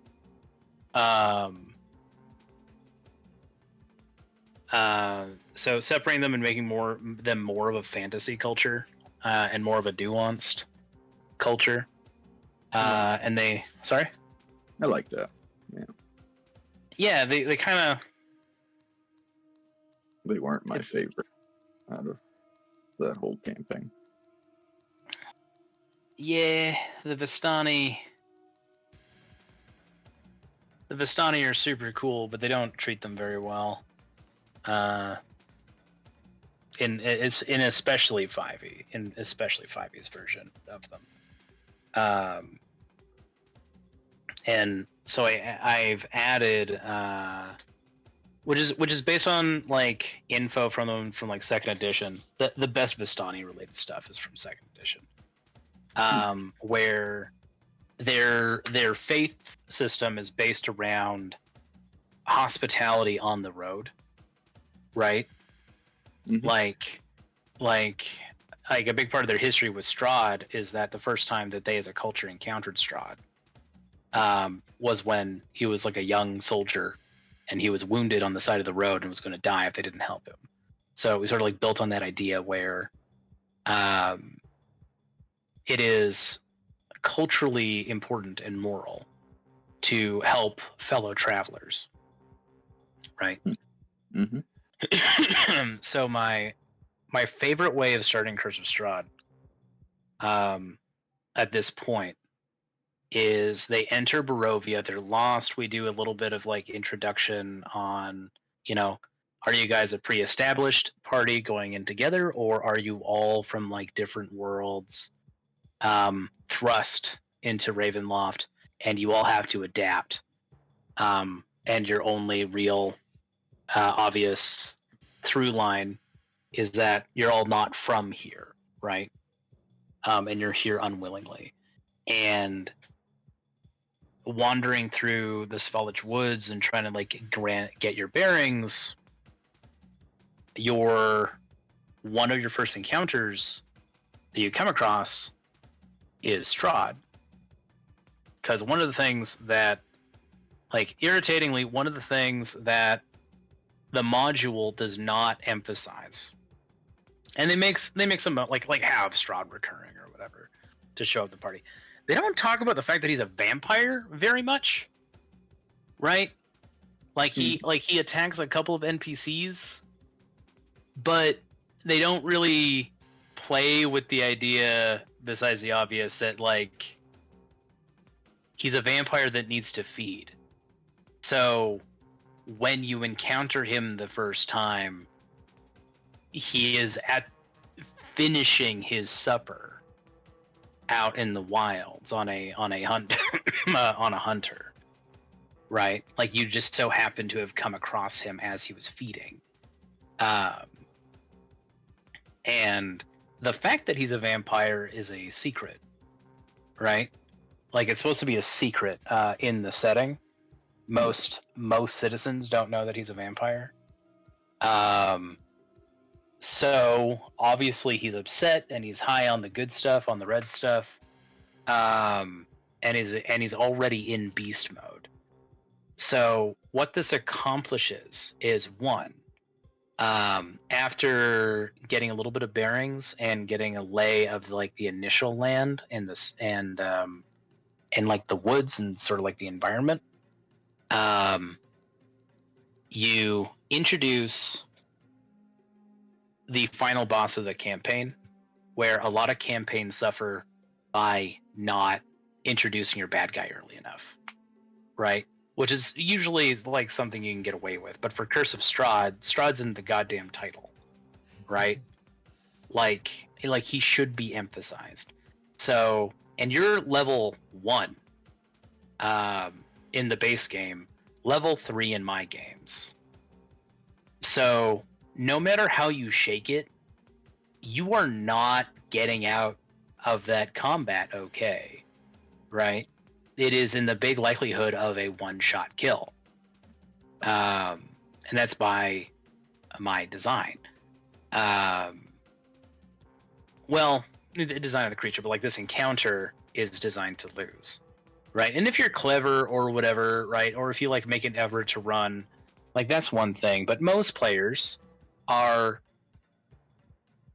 murderous little daredevils who want to take on a challenge, and there's typically, and rightfully so, fairly so, a level of, oh yes, there's a challenge put in front of me, I should try to win, right? This is put in front of us to challenge, right? So there must be a possibility of winning. There must be an expectation of victory. Yeah, not so in Ravenloft, right? Not so in Barovia. So there's a meta level of like, oh, whoa, we're meeting like a vampire right now. It's like, is this the guy? What if this is the guy? Oh no. And so that's one level. The second level, there's always going to be some people who are going to be like, oh, we can take him, right? Like always. And so usually at least one person fully dies, fully bites it. Sometimes if somebody has made a particularly pretty character, right, went out of their way to make a sexually attractive, like Shino, for example. Let's say Shino was in this party. Shino's kidnapped in that fight. Session 1. Go into the castle, separated from the rest of the party.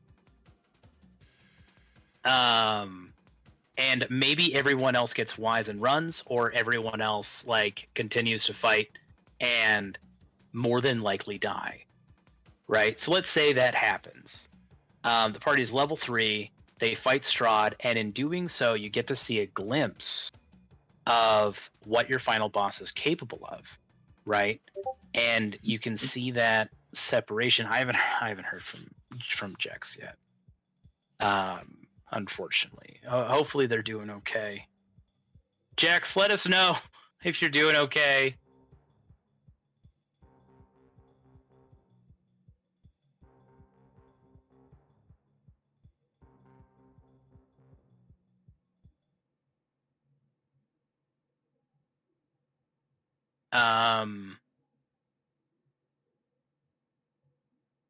Yeah, parent stuff.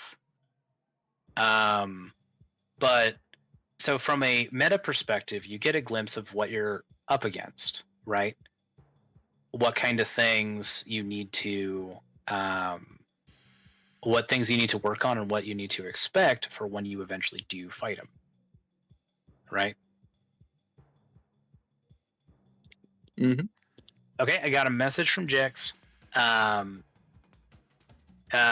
Doing parent things. Baby's making a fuss. So we're all good there. And just to capstone this editorial sidebox, your players get a glimpse of what their BBEG is all about, right? You simultaneously put a game goal to be able to confront that, while also establishing this place is scary and it is unforgiving, and if you go into the wrong place at the wrong time, you could die, right? This is the type of setting that will do that, right? It is a play dumb games, win dumb prizes kind of a place, right? And sometimes it will be unfair. Yeah, you like that? Yeah, I like that. Definitely, definitely did. Yeah. I thought I heard Michael chuckling over play dumb games, win dumb prizes. Yeah. I have been a victim and the victor of that phrase.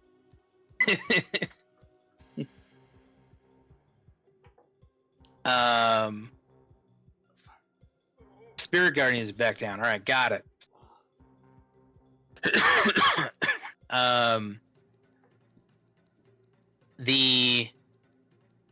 And then right, like everyone is feeling defeated. Everyone's feeling like it might be unfair. If you're a good DM, you had a session 0 warning them it could be unfair. You might get some people saying it's scripted, and it's like, well, y'all could have run, right? There were options. You didn't need to fight him, right? You have other choices than to fight.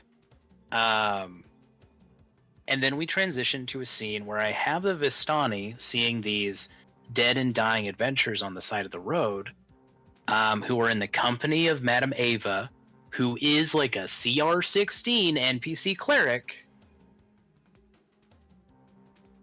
who can give them that freebie because that wasn't fair, right? Right. If anybody died, they're revived. If anybody's severely injured, they are healed and brought back to life.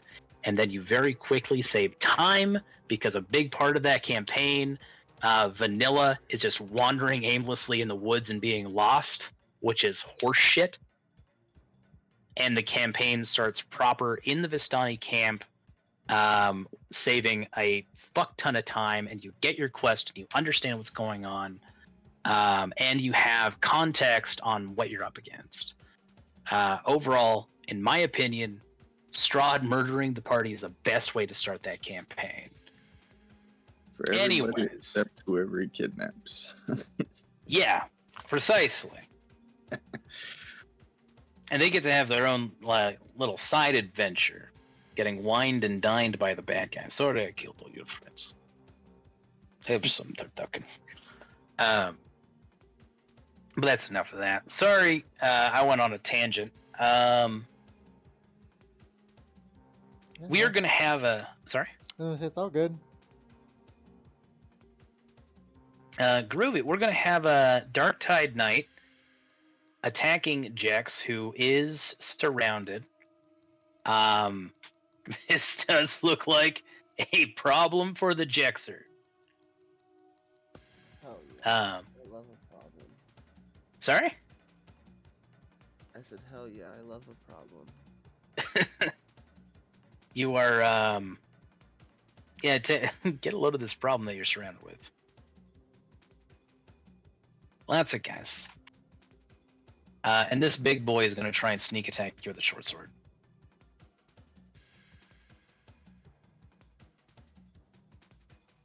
So he doesn't get advantage.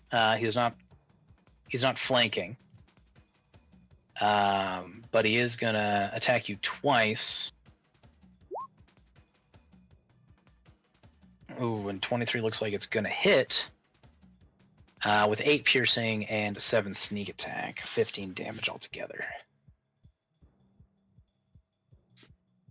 That gets past your temp, yeah? Yeah. So let's get a concentration check for Aura. 7.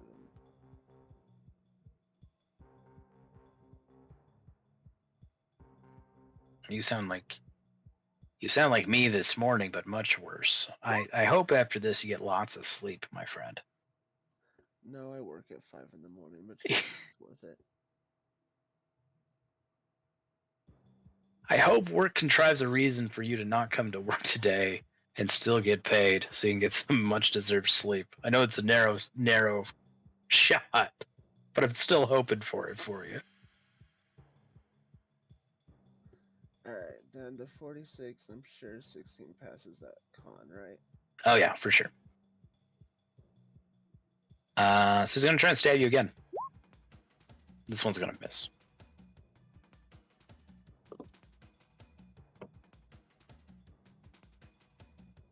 We have a lizard folk who's gonna dash. You guys can hear him.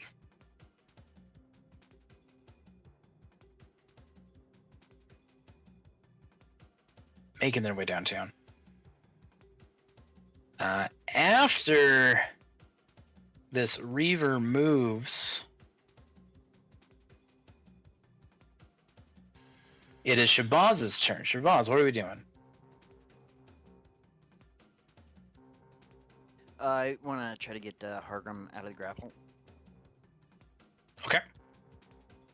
So I will cast second level Dissonant Whispers at him. Ooh.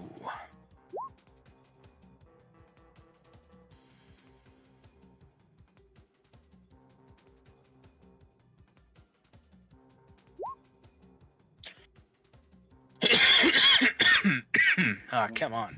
I'm going to Celery Barbs that. Okay.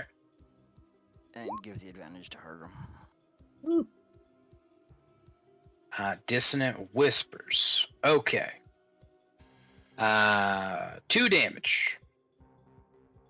No, 10 damage, pardon me. Didn't mean to scare you. The Fathomer lets go of Hargrim and has to flee. Slip back into the water. Got anything else for us?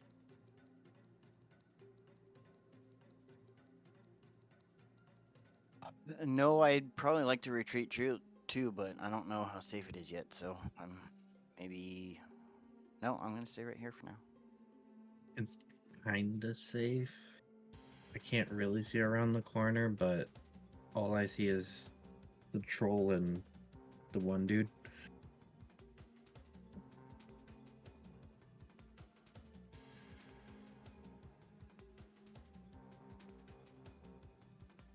Holy.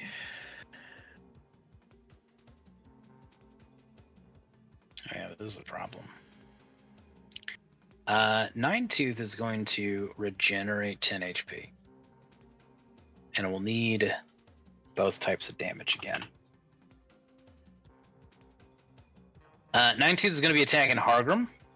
Alright. So 2 claw attacks. And a bite. Isn't going to bother moving, not smart enough to move and benefit from that advantage. There's going to be 1 hit, 7 piercing. Right. And then another bite for an additional 4. Nope. It's 11 damage altogether.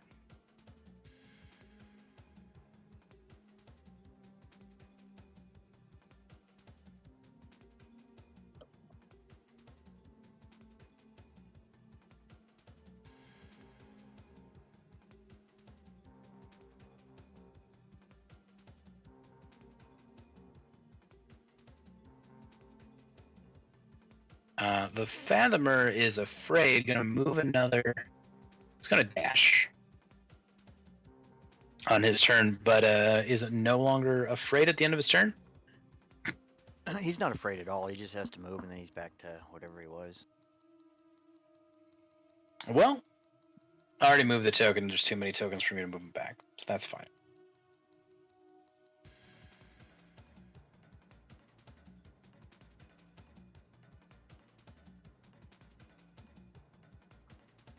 This Reaver looks at Jax. Jax is, or not Reaver, pardon me. But this hybrid brute is going to look over at Jax. Jax is surrounded, and there's these tentacles. Yeah, the brute's going to try and dash through him. More accurately, is going to run to the fountain and leap off of it and try to jump through the tentacles. That's a dexterity saving throw, yeah, to move through them? I believe so, but let me throw it up so we all can read it. Dexterity You saving enter throw. the first time, you must succeed a dexterity saving throw.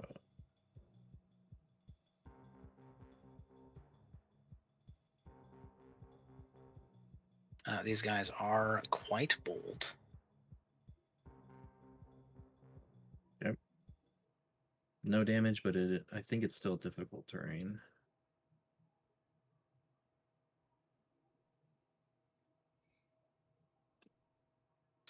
With his strength, he's still going to clear it.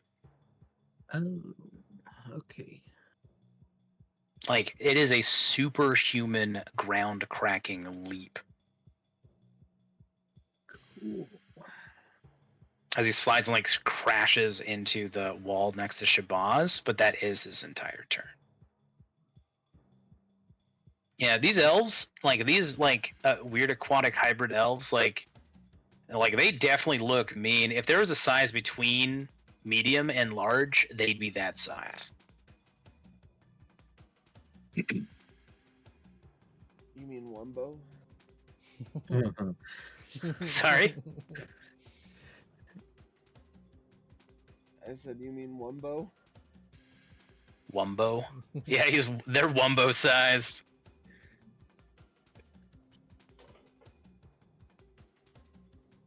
Gar's gonna start moving. Also, the water level is rising. It's risen to the point that Shino, Shabazz, like everybody except for Hargrim, because Hargrim's 5 feet up. Water's coming over the lips of like the ledges, right? So within this round, there's going to be water lapping at the soles of your feet, and it's presumably going to continue to rise. I forgot about that.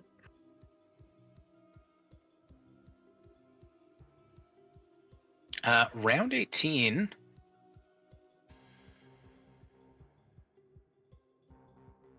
Theo, you get ascending. You receive ascending.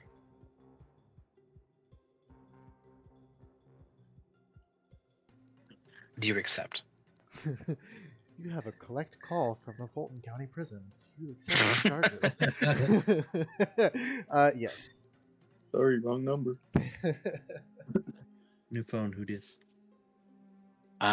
You receive a vaguely familiar. You hear a vaguely familiar voice.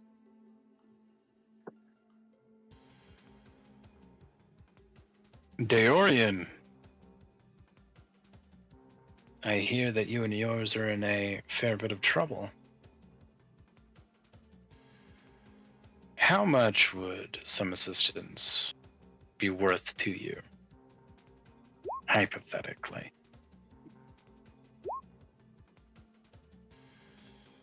Regards, Hadrian de Kenneth. You may reply to this message. You may reply to this sending.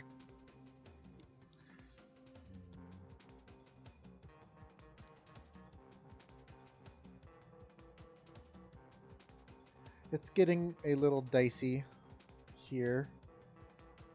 We are in a temple dedicated to the water cultists. A little help is appreciated.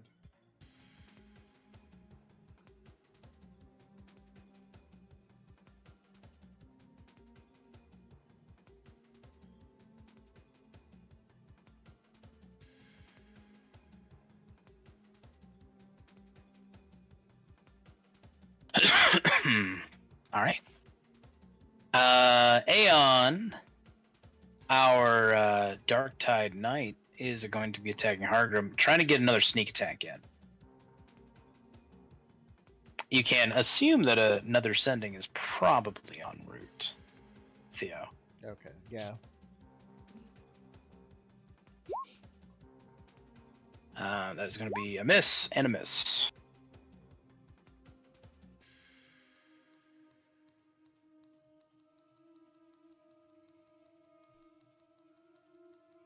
Another electrified tentacled halfling clambers up and crawls up the bridge out of the water. In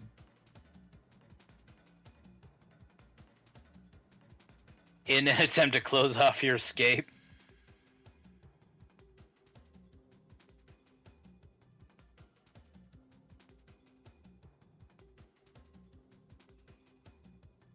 We also have a Reaver who's going to dash past Jex. Jex, you can make an attack of opportunity if you'd like.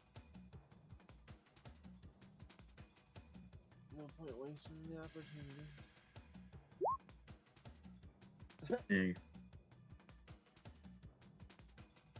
Hell yeah. Your gun is jammed. Would you like to use your inspiration? Oh yeah, why not? Hey, that's gonna be a hit. You brainer. Bam! She's out of here. Which leads us directly into your turn. Funnily enough, have your reaction back. Nice. Okay, first things first, I re-roll this. Second things second, I use my bonus action to hit myself with the Aura of Vitality. And for my regular movement, we're dropping Aura of Vitality to fuck these bitches up. Spirit Guardians.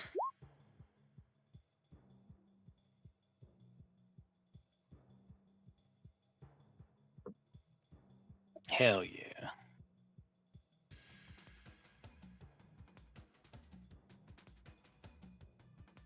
Oh, let's see that you're on it.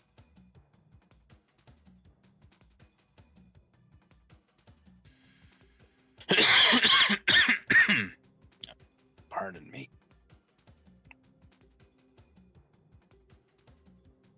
What color is your Spirit Guardians again?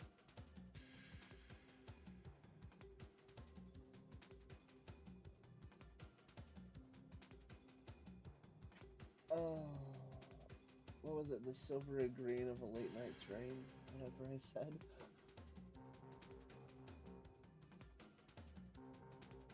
Ooh, those colors contrast a little subtly. We'll keep an eye out on that. All right. So you got 9 rounds of that, which means some wisdom saving throws is going to be required from these guys. This Reaver does not need to. Let's Reaver's dead. Like, she's out of here. That's 20 points of damage.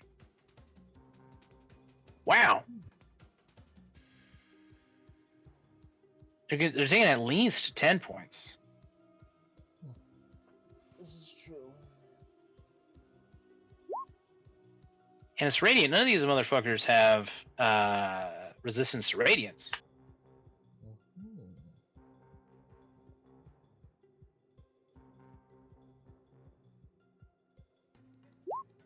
Spectacularly done. The hybrid brute is going to pass.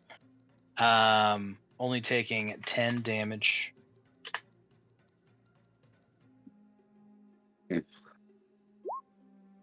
Oh, pardon me. Didn't mean to roll that. Still a failure. Should have been dexterity, but we're keeping the 2, which means that's gonna also be a flat 22, or the full 22. Pardon me.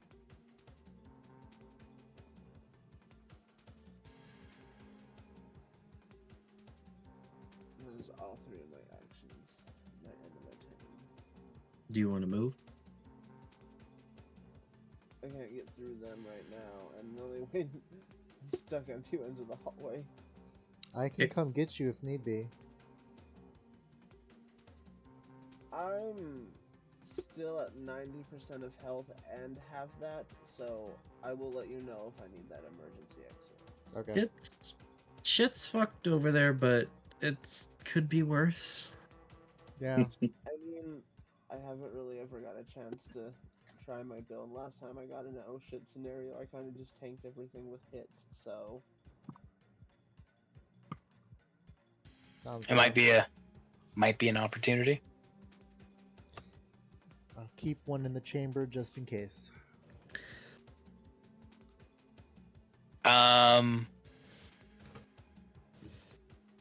Jex, that is it. this shifty water genasi motherfucker is casting hex on you. Oh, seriously? Hold on. Yep. So you are hexed, and he is hexing. He's hexing Constitution. Dick move. Oh, pardon me. It's not going to be Constitution. He's hexing Strength. Pardon Yeah. me. a dick move. You ain't wrong. I have a spell, but I'm trying to find it in my thing.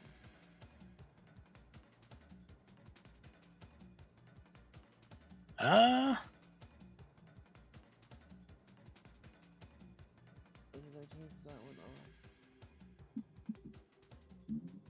off? He's also gonna hit you with a Eldritch Blast, which is gonna miss.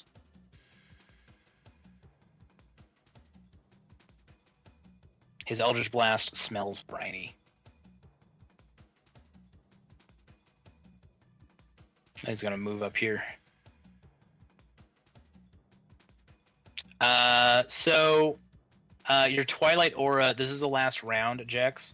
It is going to remain up until the start of your next turn. Okie dokie.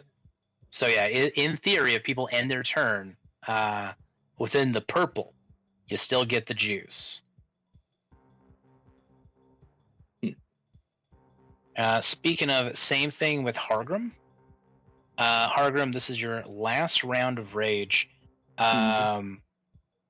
So it will remain up until the start of your next turn, right? So throughout the rest of this round, you're still getting half damage, right? Opportunity attacks, you'll get rage, etc.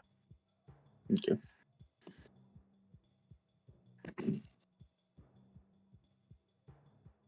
All right. So we are going to. I'm gonna open my mouth and I'm gonna vomit fire with a bonus action right in this troll. Spectacular. It's a DC 13 Dex, and it's 4d6 and half as much on a success.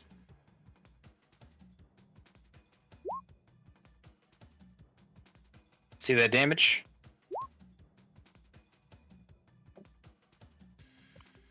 What was the DC? Pardon? 13. 13. All right, so he's gonna try and dodge.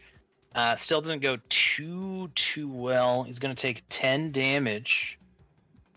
And if he takes ice damage and dies, like gets dropped to 0 HP this turn, or this round, then he's toast. Got it. And then I will swing at this other guy here with that advantage I got from Shabazz. Maybe. Get him. That will hit. 1d6. Nice. Okay. Keeps it easy. Keeps the math light. Easy peasy. And Still, then you're bringing him down. I will have to swing at him again. Get him. He's not wearing armor or anything, this guy, so he doesn't really have a high amount of AC. And he has neglected to rage himself. Too much stuff going on. Yeah, that'll get him. You knock his block off. Ooh. They're barbarian rogues. Mm-hmm. Oh. The best kind of rogue. I know. I am going to maybe an action to grab somebody though, wouldn't it? Yeah.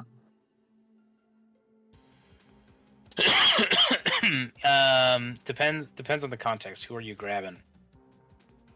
I wanted to grab Shabazz in such a way that I take the opportunity attack and then fly us up. Shabazz, are you willing? Yar. Then yes, yeah, you can do that. It is your interact with objects. Okay. So I will take the opportunity attack from the troll, and I'll take Shabazz's opportunity attack from Beefy Boy there. But then I'll fly us up. I don't know how tall is the ceiling. About 20 feet. Okay, I'll fly us up 20 feet. And then I will use the last of my movement to start carrying us out, but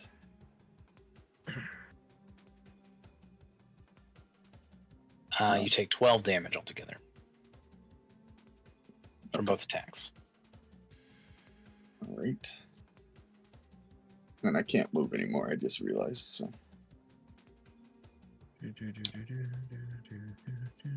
All right, cool.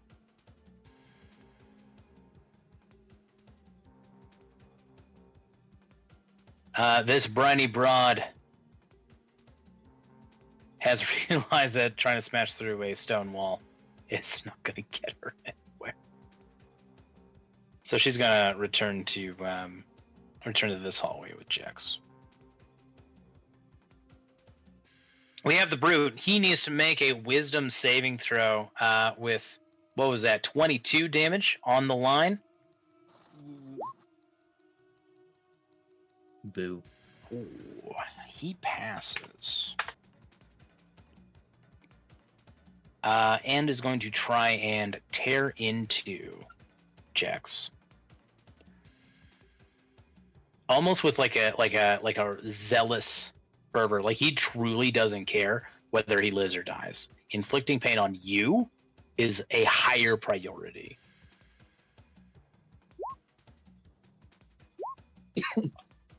silver barbs. Oh shit! Hargrim casts his silvery barbs. He might not. That's this guy on no. Jex. This guy to Jex. Mm-hmm. You within range? Silvery Barbs is 60 feet. Where's my ruler? I think I'm. Yeah. Oh, it's my one a day, but it's my Navi cast. Beep, beep, beep, beep, beep. Yeah, I don't. Yeah, let's. I'll use my one a day from Navi, which My God. still allows me to do what I want to do. Well, it's not a crit. Which is a shame. They have fun crit mechanics, but that's fine. 10 damage on the Jexer. Just on the Twilight. Me do give advantage to Jex. I feel like he's gonna need that in the back pocket for just fucking something, man. For something. And keep that in mind, Jex. You got a silvery barbs. You hear a bunch of this. The Reavers start crying. The half-orc is blessed by a ghost. Get him away from the ghost. And the fathomer, like the water genocide spell, comes up and just like, oh, I'll just say this. It's a familiar.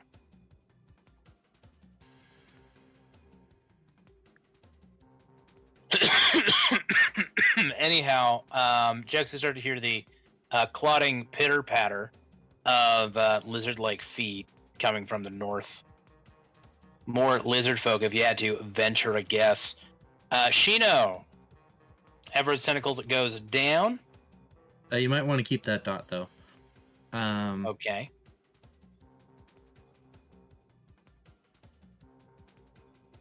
I realize the troll is a problem, and I need to do cold damage. Or, well, yeah, me or Theo. But seeing what I'm seeing, I feel like I kind of sort of have to bonus action Navi to move. Oh, Navi can go through people. It don't fucking matter. And then cast self-immolation. I wish. No, we're gonna do a little something different. Jex might need the action economy for this. Oh shit. And / orb movement. Jex, welcome to the Zoom zone. And I'm gonna have to do that from Navi's position.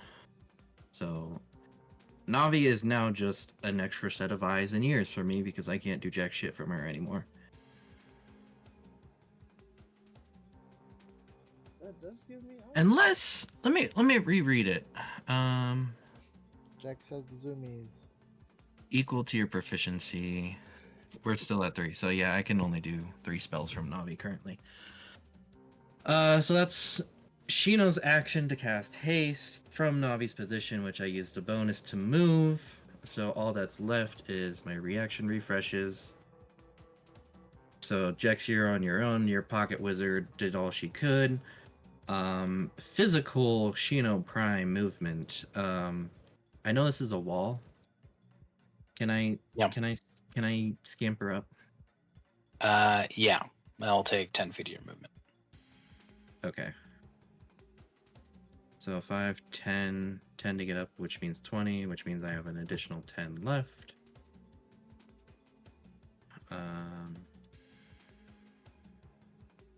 Oh boy! There's shit down that hallway.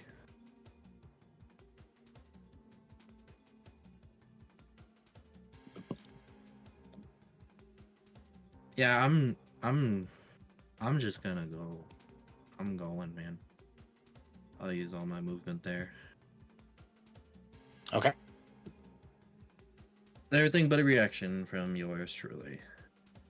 Well, as Shino was doing all of that, sort of in this kerfuffle, as you see Shino scooting her booty to the bridge, Theo, you do get a response. We shouldn't be so crass as to discuss cash. Any files, information, and evidence that you have pertaining of this case, I would like a copy. In addition, I would like your express permission to investigate the ruins of the Pegasus estate. Do we have an accord? Oof. You may reply to the sending. Shit.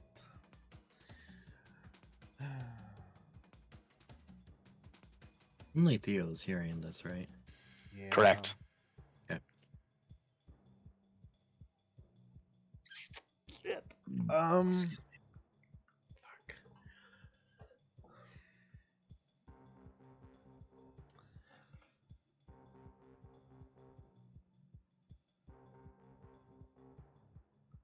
Okay.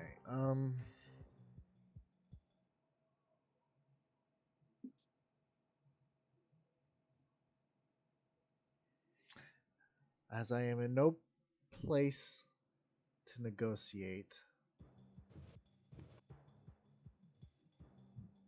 your help would be appreciated.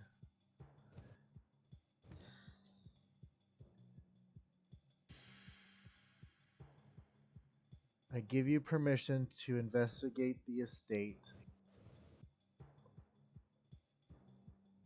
under Orion's supervision. As for the files, let's discuss that in person.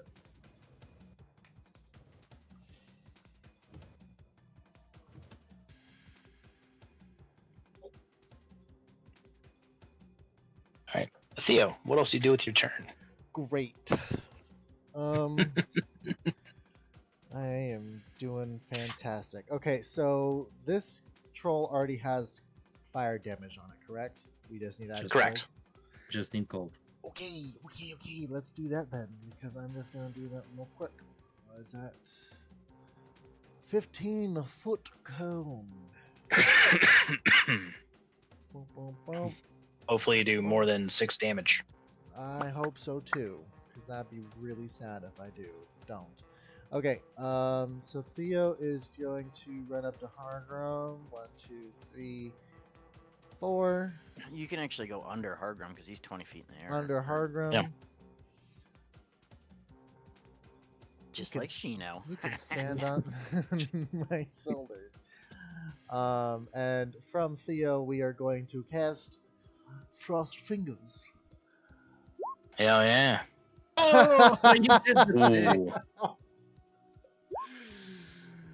That's a Constitution saving throw. Yes. Also, I just want to state for the record, I feel like Hargrim's a power bottom. Oh yeah. Okay.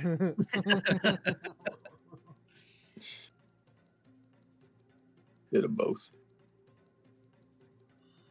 As the mood strikes, let's see about this leg trolls mood. Constitution saving throw.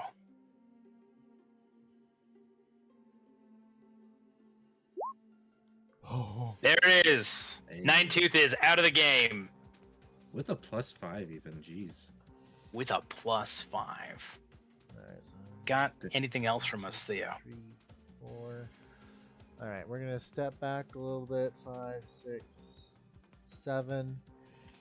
And then my other guy is going to bum rush these guys and do 2 slam attacks. We'll do first one on this guy, see what it does.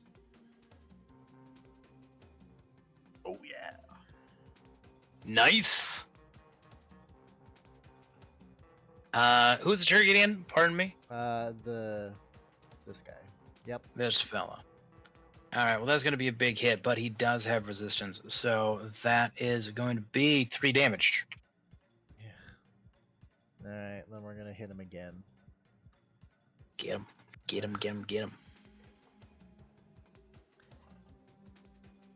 That'll be another 4. He is so close. I mean, Spirit Guardian's going to do it. He's going to come to his next turn, and Spirit Guardian's just going to take him out.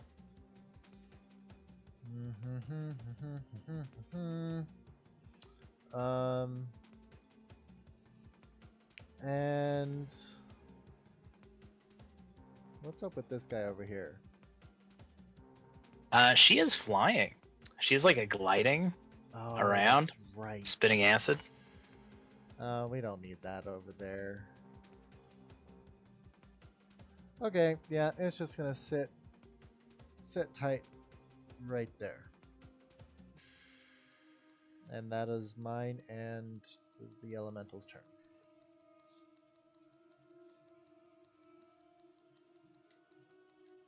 Very good.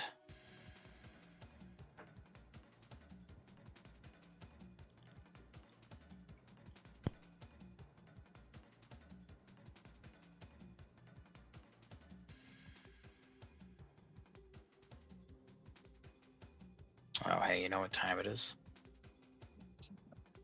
Silvery Palms. Oh, no. More initiative scores. Don't even worry about it. It's the dragon turtle.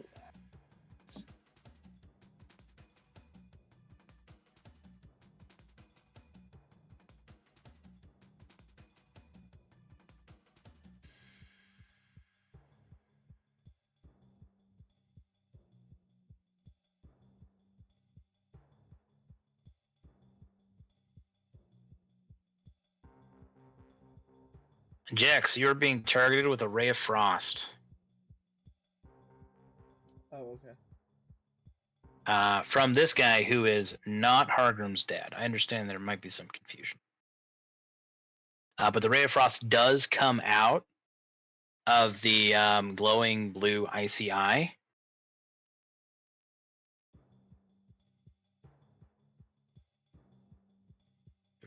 "17 is going to miss. Good thing, too.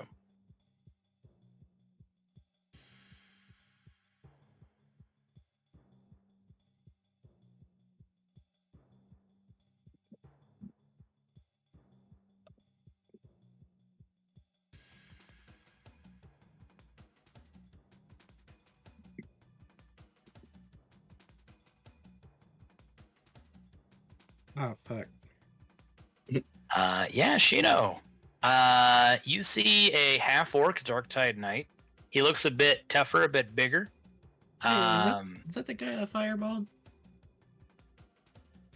It is. Oh. Yeah, no, yeah, you recognize him. He's not riding a shark, though. He's riding a shark like one would a horse. Terrific. Yes, indeed. But he had to dash to get there. Theo, you get a response back. Seems a bit vague and technical for someone who can't negotiate. If our future discussion is unsatisfactory, then you will owe me. You understand that, right? If you do, you accept my help in these terms. Go ahead and focus on your dragon mark. I'll find you.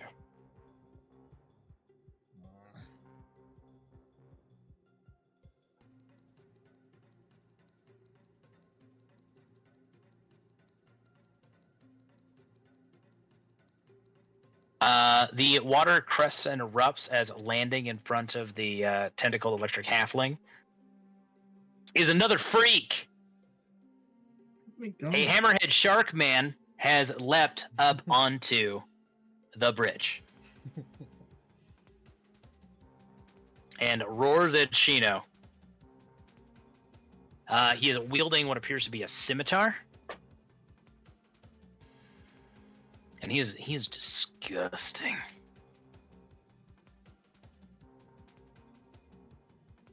Alright, his character sheet doesn't have a scimitar. That's silly. Give him a scimitar in the picture. Not on his stat block. That's ridiculous. I need to fix that later. Now look at that guy. Man's got a gut to rival. It's where he keeps all of his courage. Just Davy Jones's crew showing up out of nowhere. Yeah, pretty much. The poisoner is going to try and flank with Jax. However, he needs to make a wisdom saving throw. He just barely manages to close the distance. But he's going to fail. What's your damage at now, Jax? 22 still? Yeah, reroll on my turn. You almost kill him immediately. Almost kill him immediately. He might look freaky, but he's not too particularly tough. But we'll see what happens if he manages to get you. 20's gonna hit. 21 with haste at the moment. Oh shit! So it is. Would have hit. And you can smell the toxin. So he's not very tough, right? You can tell that he's pretty accurate. And with your passive wisdom, you sort of like, it sort of clicks in your mind. Oh, these guys are designed to get in quick and just touch somebody, and then let the poison do the rest of it. Like that's what's dangerous about them. Ideal assassins in a lot of ways. Touch of death reworked. Got it.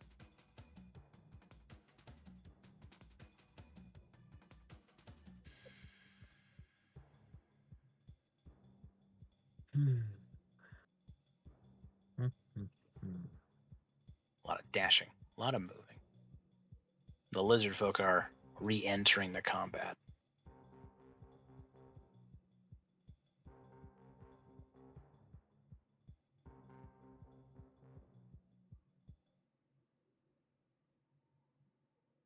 You guys have made it clear that you're trying to run, yes? Yes.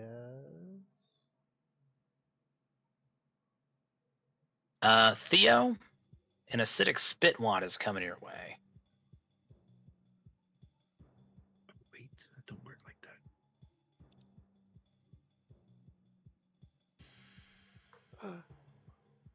Looks like 18's gonna hit.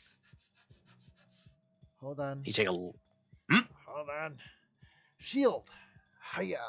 No, it doesn't. Damn it! Looks like it would have been 11 acid damage. But that's her turn.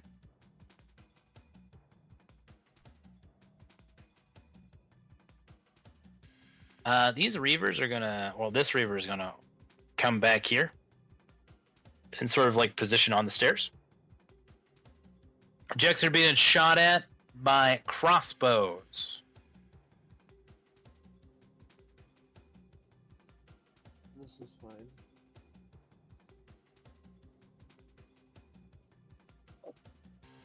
Oi.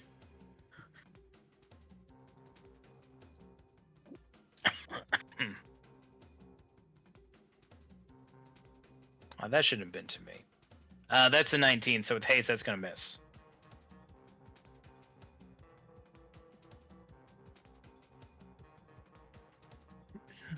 We have this Darktide Knight, needs to make a Wisdom saving throw.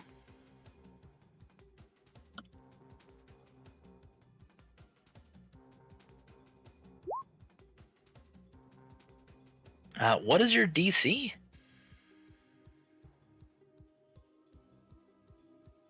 Jack's like 16, I believe it is.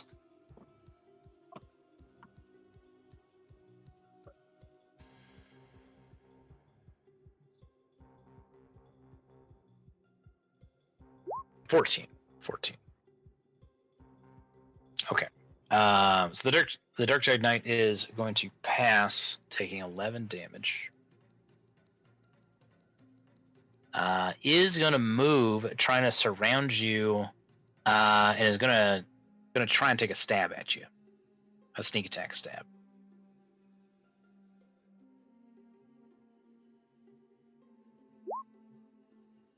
That's going to be 2 misses. And thank goodness for it. That second one would have been nasty. Haste doing some work already.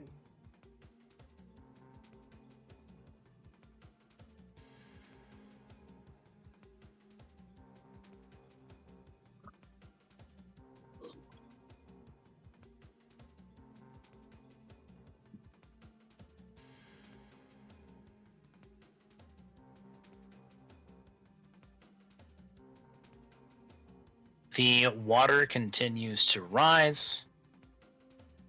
At the beginning of the next round, unless you are on a bridge like Shino, you are looking at difficult terrain, wading through the water.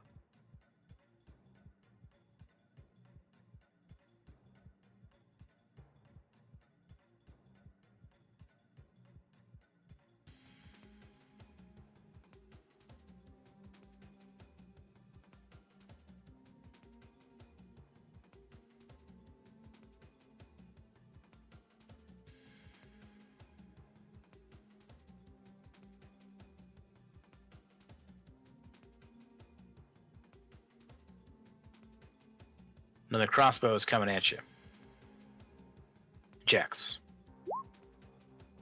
Crossbow snaps. She has to rely on a melee attack. Shabazz, what are we doing? Harem, are you heading out after this? Do I know what you're doing? Trying to slowly make my way out, but also, trying to cover people because I don't know. I've seen these wizards do some misty teleport and shit, so I'm just waiting for them to do stuff.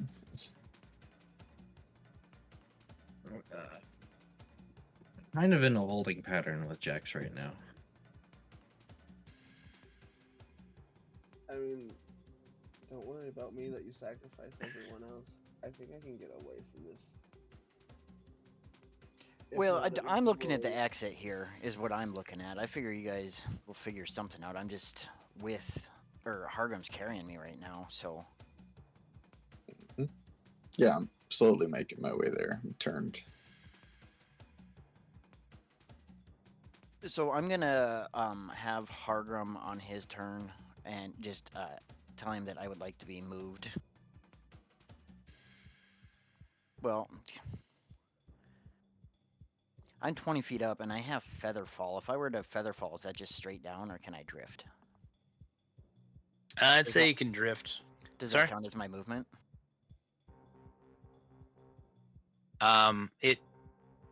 It would count as your movement while you're feather falling.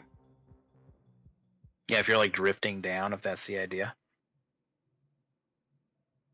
And feather fall's a bonus action, right? Yeah, I would Yeah. say that it gives you like, all right, so assuming that you're like feather falling, like casting it, so you only drift like the last little bit, right?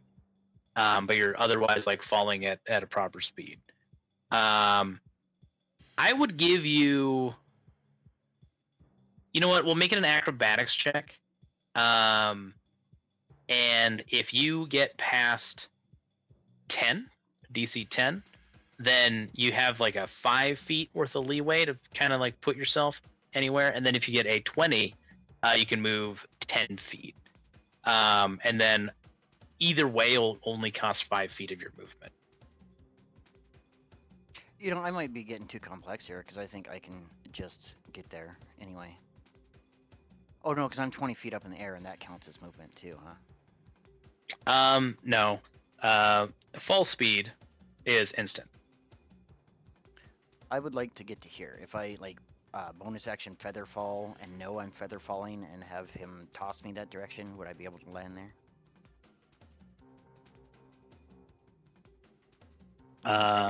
Dex roll for it or whatever. Hargrim will need to make an improvised weapon roll. We can do that. Also, Featherfall is a reaction, so you wouldn't use your bonus. Oh. I thought, yeah, didn't we get one free one a day or something like that too? We get it at will. I don't know that I want to necessarily use my reaction at this point, though. So, well, just based on the movement that I have, can I get right there? Yeah, we'll just say that you no. can get right there. I mean, Featherfall is a reaction, but can you preemptively cast it as an action or a bonus? No, Because not it if is it's a reaction. spell. It requires something before you can cast a reaction. So until it meets the reaction requirements, you can't cast it. Yeah, okay.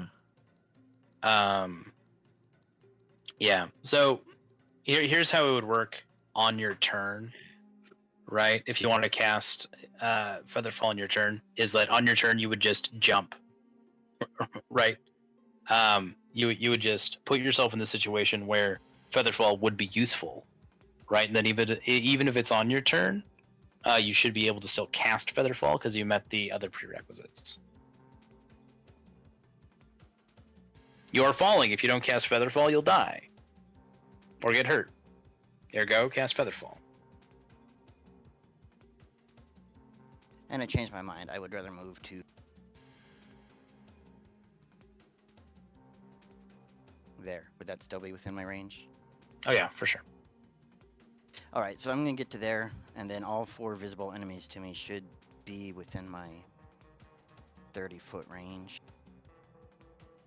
Oops. And then I would use my Pipes of Haunting for the 4 visible enemies that I can see. Oh, there's this guy down here. Not the shark. I think the shark's out of range, but everybody else should be within range.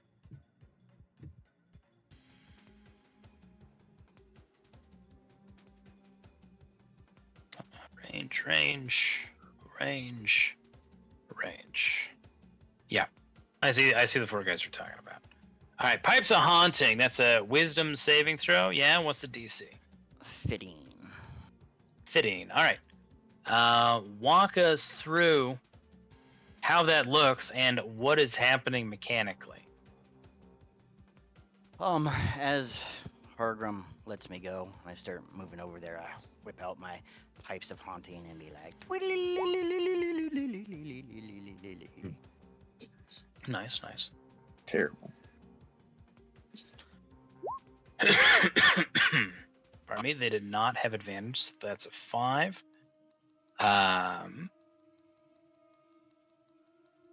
So what are you forcing them to do? They are obviously afraid. except for this guy specifically.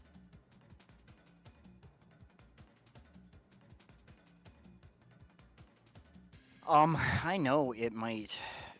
I'm just trying to get us the hell out of here, and I don't like that he's not afraid of me, so I'm gonna 3rd level spell slot Silver Barbs him. 3rd level? That's all I got left. Very good. Mm. Mm. Okay. Do it. Very good. I mean, I could Silvery Barbs, but I don't know that Shabazz wants him to fail.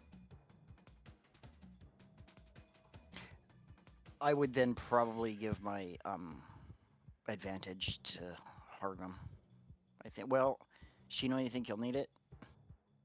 I'm sitting on a Misty Step, so worst comes to worst, I got that, but the water's rising, so good thing I got flotation devices pre-attached to me. Do your best judgment. I'll give it to Hargum. Grass, yes. And that's. Can I move closer to Shino then? I think you got 10 feet worth of movement left. Move into higher ground, step up on at least the steps. Yep. And then that would be the end of my turn. I take that back. I don't want to hold on to it. There's no sense in it. Hargum's got an advantage, so I'm gonna bonus action and use my last bardic inspiration for Shino. Oh. Very You're a cool. bard. So what did those pipes do again? All these guys are afraid. They have the fear. They have the they have the fear condition, and they will so for a minute. At the end of of their turns, though, they get to make another attempt. And that gives them disadvantage as long as I'm in sight on attack rolls and saving throws or ability checks, I think. Oh, all sorts of stuff. Yeah, frightened sucks. Frightened is a very powerful status effect. Disadvantage on ability checks and attack rolls while they can see Shabazz, and they cannot willingly move closer to Shabazz. It's right up there with paralyzed.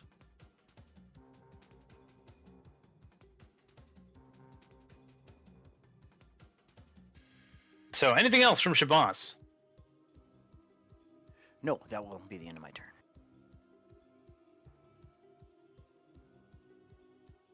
Okay, Jax, you're getting another crossbow bolt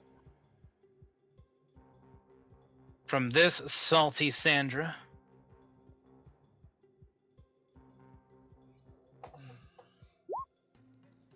Oh, which is gonna hit.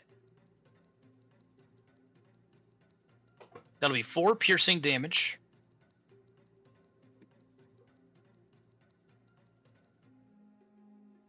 And I need a Constitution saving throw for Spirit Guardians.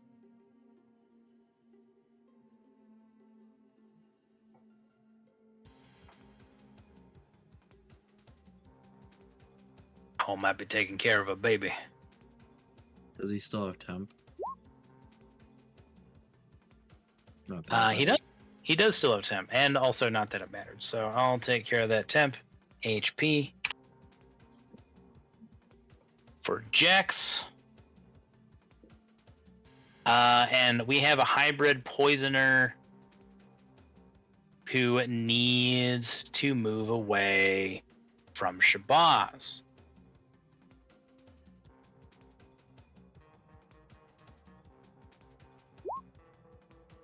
And is definitely still afraid.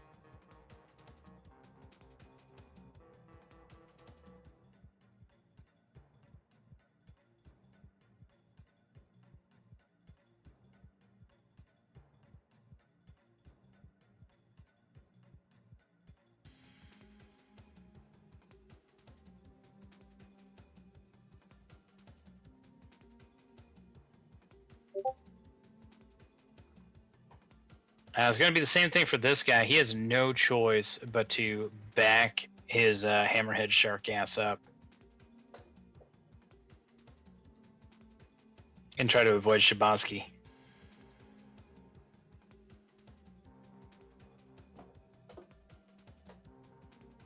We have a Fathomer over yonder.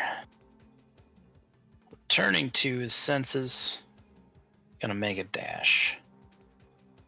Get a little bit slippery.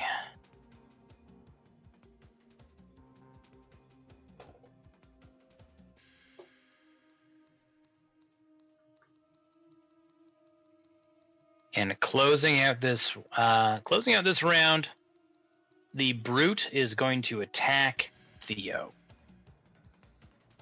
2 claw attacks are coming after you, Theodosius. Both of them are going to miss.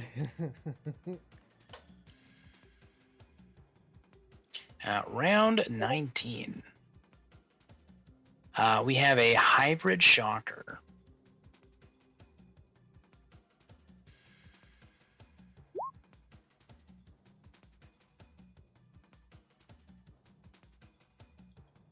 Who is going to slowly back up, slithering down, make his way that way.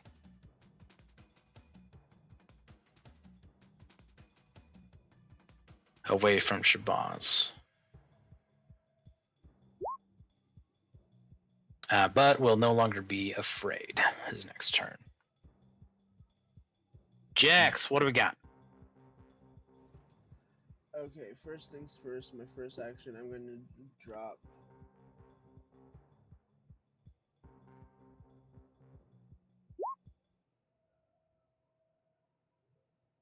Holy shit! What's your Guardian of Faith look like?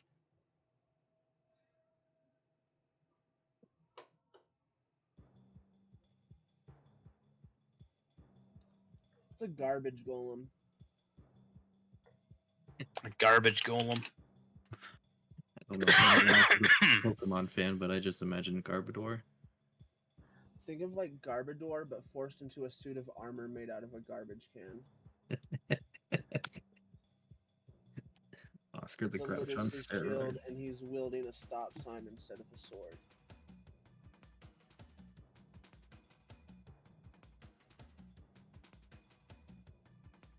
Very good. So tell us more about this spell, because I think it's the first time we've seen it in action. Yeah, basically, it's a nice stationary fuck you with a set amount of damage it can do. Going to use it to block this hallway.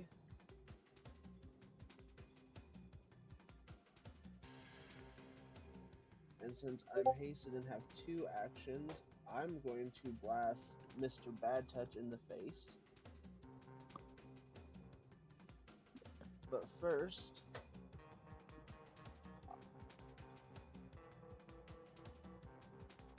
actually no, I'm not going to bonus action for that. I don't want to risk it yet.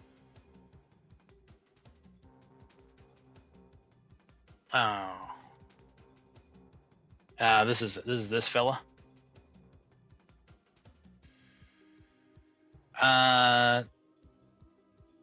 Trying to get out of the habit of giving too many hints and suggestions, but on the start of his next turn, right? Unless you need him to not make a reaction on the start of his next turn, your Spirit Guardians are going to kill him. He's also within range of your Guardian of Faith, too. Correct. Him being in range of my Guardian of Faith is kind of why I'm hitting him. I don't want him to start before any of them and waste some of his precious 60 damage going out.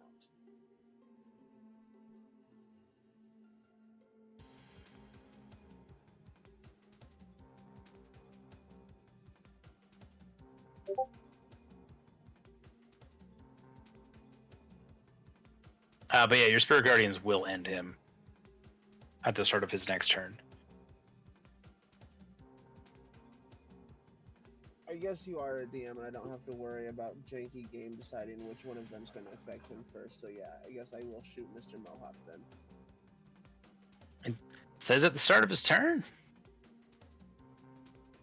10 damage on Mohawk.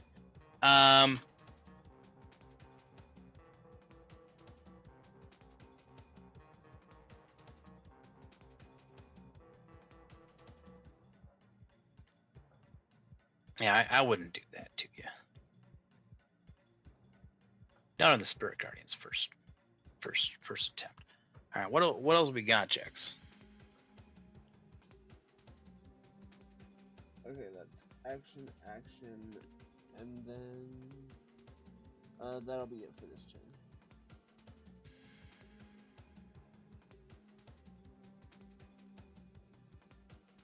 Okay, we have the Fathomer, who is still your Guardian in your position is going to give you cover, so you have an effective AC of 23, but he's still going to try and Eldritch Blast you. Okay.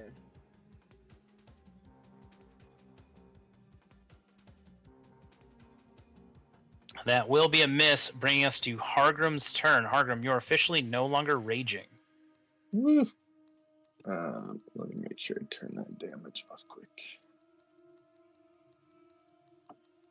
I just want to toss this out while I'm thinking of it. Jex, remember when that haste goes down, you miss a round. Yeah, I know. I got 8 or 7 turns left. Alright. I'm gonna move so I can see what the hell's going on with Jex over here. It's not good. I can't see Jex still. I He see his aura way off the corner though. he's managing, but it's getting worse before it's getting better. Also got this fucking spitter lady coming this way. Okay, so I am going to.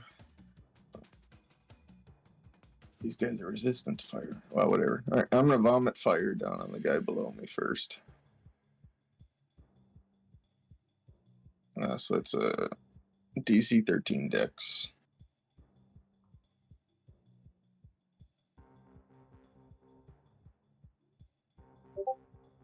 And that'll be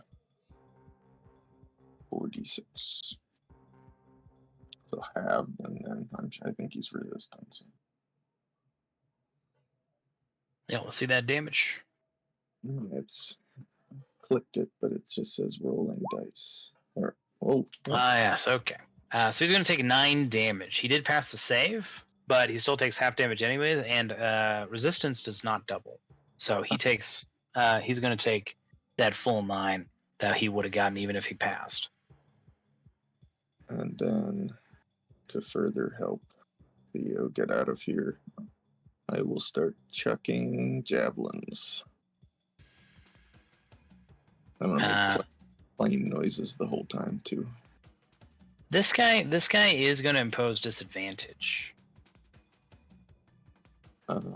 My first attack, I'm gonna use the advantage from Shabazz, so it'll be a flat roll. Would Okay. you impose disadvantage with him that high above him, chucking spears?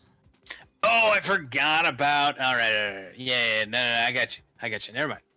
Thank you, Shabazz. I forgot that he was flying. Forgot about that. Looking at the 20-foot elevation, I was like, I wonder who put that there. So here's the first one with advantage. 9's gonna hit.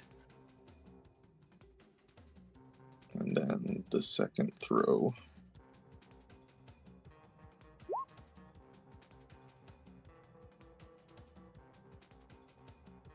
That's also gonna hit. Let me just make sure I subtract these from total. And then, what was that, 10 feet? So I still have 50 feet. I'm gonna make a beeline out this direction.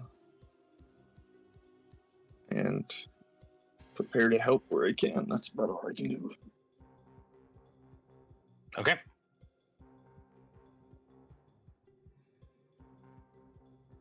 So these Reavers are going to disengage from this big fucking thing. They have crossbows. They do not need to be dealing with the trash monster. But by doing that, they have moved while within the range of the Spirit Guardian. So how much damage are we looking at with Spirit Guardian? 20 on a failed save, 10 on a succeed, 14 dex throw.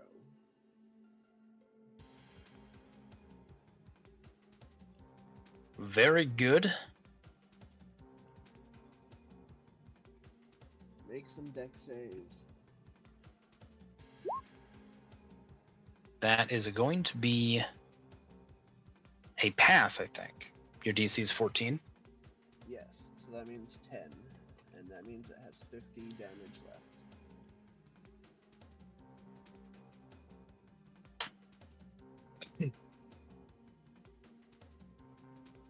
She's gonna keep moving, cause fuck that shit.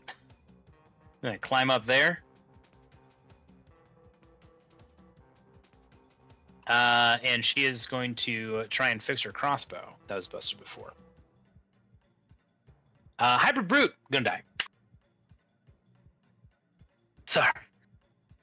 Like, he can pass all day, he doesn't have enough HP to get through Spirit Guardians. I've been calling your Guardian Faith Spirit Guardians. I'm sorry, I apologize for that. Chino! Oh. What do we got? You got a Bardic Inspiration. Yeah. Well, I'm just gonna ignore this area here because I can't do anything over there.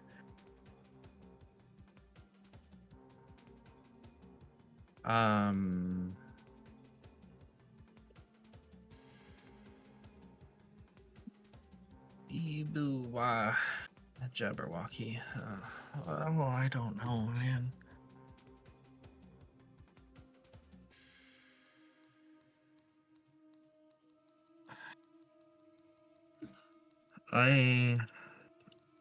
I'll move there. Is Sharkman wearing armor? This Sharkman is not wearing armor. Okay, so wouldn't have. Well, I'd have advantage anyways because I'm flanking with Hargrim. Or what? Am I shark skin? I'm am 20. I flanking with Hargrim? I'm on a bridge too. I'm way up in the air. You are not technically flanking with Hargrim. Hargrim needs to go down another 5 feet. Got it. Okay, so that's a thing.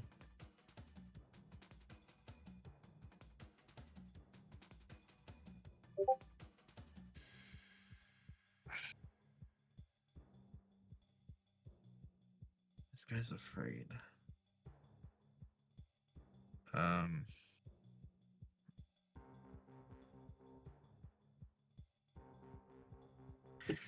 What is the fright? They have disadvantage on attacks.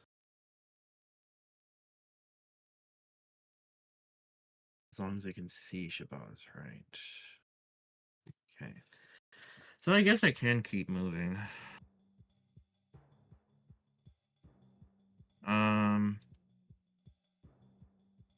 I'll take the attack of opportunity for what it's worth.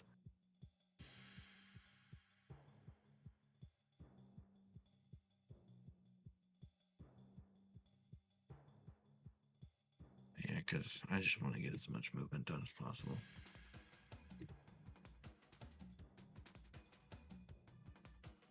And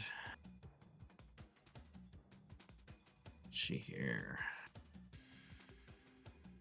I got 4 charges.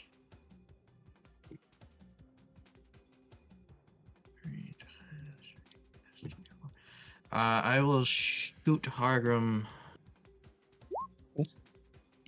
with the gun of healing, and I will use 3 charges. And he will regain 24 HP. Woo. Very good. there a way I can just have this not consume a spell slot? I don't think so. Oh, well, I don't have to click it either. Okay, that's my action. That's my movement. A bonus. A burnish. I have a burnish.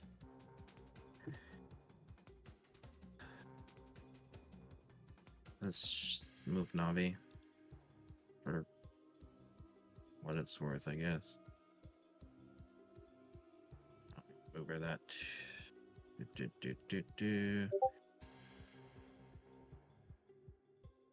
I can't cast from Navi, so it doesn't fucking matter. Okay.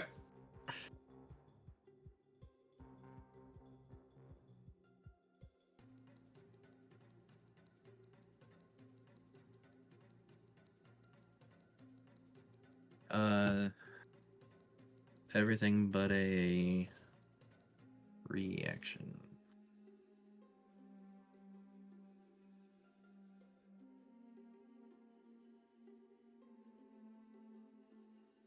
Try casting it again.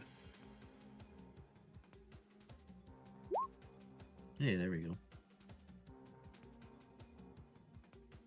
Okay. If that's everything, then Theo, you have a decision to make. You can tap into your dragon mark. It doesn't require an action. It'll be your interact with object.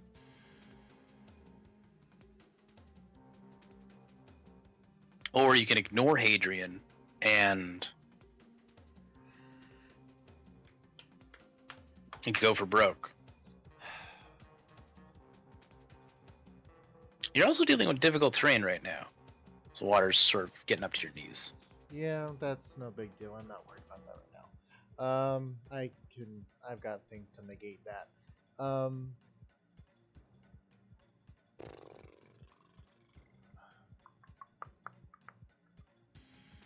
Over the earrings, we're looking to leave, correct?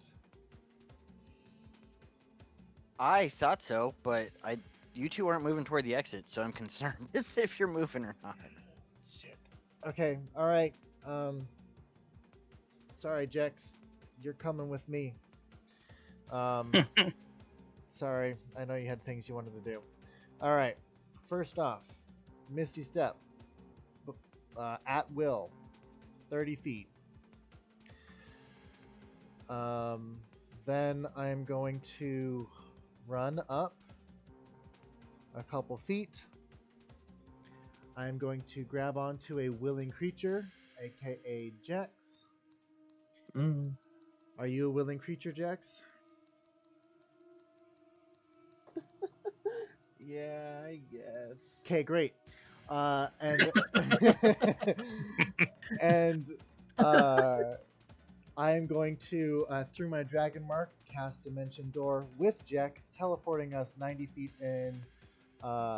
Is it 90 feet or 100 and something? You got like 500. I got 500, yeah. it's 500 huge. feet. Go So back to the entrance or something. yeah, we're gonna just teleport back into that other chamber. The far chamber. I'm just moving Theo over there for now. Into here. Whoop. Great. And that is Theo's turn. And then my guy is, since that's concentration, he's just going to run up right here and start banging away. Slam attack on this on Mohawk. Get him. Also, hey, you used your dragon mark. Shit, I did. Well, What is that?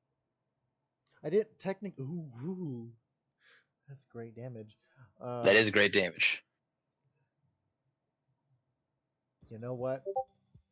We're gonna. Dun, dun, dun, dun, dun, dun. Fuck nuggets. Out of these two guys here, which one is probably like the worst looking? As in, like, Uh, most dangerous. Is it... this guy overall. Okay. Mohawk. So then, yeah, we're gonna go for a second attack on the Mohawk.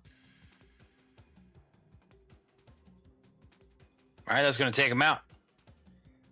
All right, and then with the last of its movement, which isn't very much, because it stepped forward 5 feet, 10, 15, 20, 25, 30, 35. It's going to prompt an opportunity attack, so I will take it. But it's basically going to go in a straight line this way, right there, and kind of block the entrance. People have, if someone wants to get by, it'll have to attack it. So I'll take the opportunity attack, but yeah, it's going to run over here.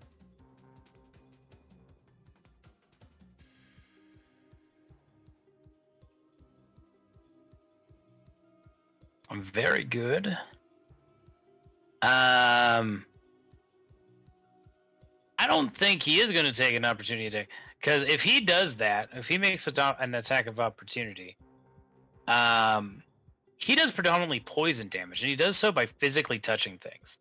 And the elemental spirit is made out of fire, so I don't think he's going to try that. Like, he's a bold guy, but he's not that bold. Just Alex right Theo. away. You don't want to touch me? How mean? You might want to think about that one, poisoner. And then, so bonus action, extra movement. Jax is safe. We're all safe. Okay, great. We're good. You feel, Jax, give me an insight check. Or Arcana, your choice. Theo, you feel a hot pain in your arm. Jax, you see that something is happening with Theo's dragon mark. Your dragon mark, in fact, is kind of like resonating with it. Like you don't have you don't feel any pain or anything, but you do feel a sort of like resonance, like a magnetism. Something's definitely happening. And Theo, you are in pain if you want to continue to fight it. If you want to continue to fight it, then it is a charisma saving throw. But Kenneth has sort of interpreted your use of your dragon mark as an invitation. I really don't want to owe this guy a fucking favor. What kind of saving advantage throw? Charisma saving throw. With If you have inspiration, you could roll with advantage. I do not. It is going to be a DC of 17.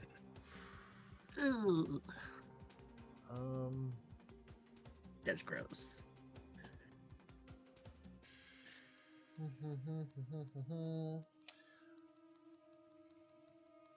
Scheiße.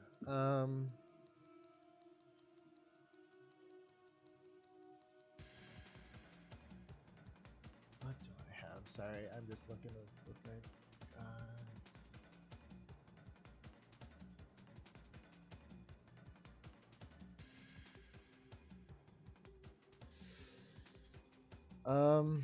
yeah, we're just gonna, well, yeah, we're gonna do the saving throw. Not yet. I'm not shocked, quite honestly.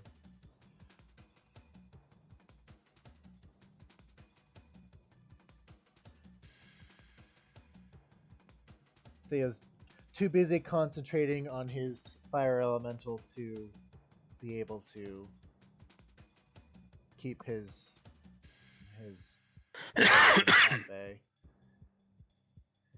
Pardon. So sorry. Yeah, no. Oh, you're good. Go ahead.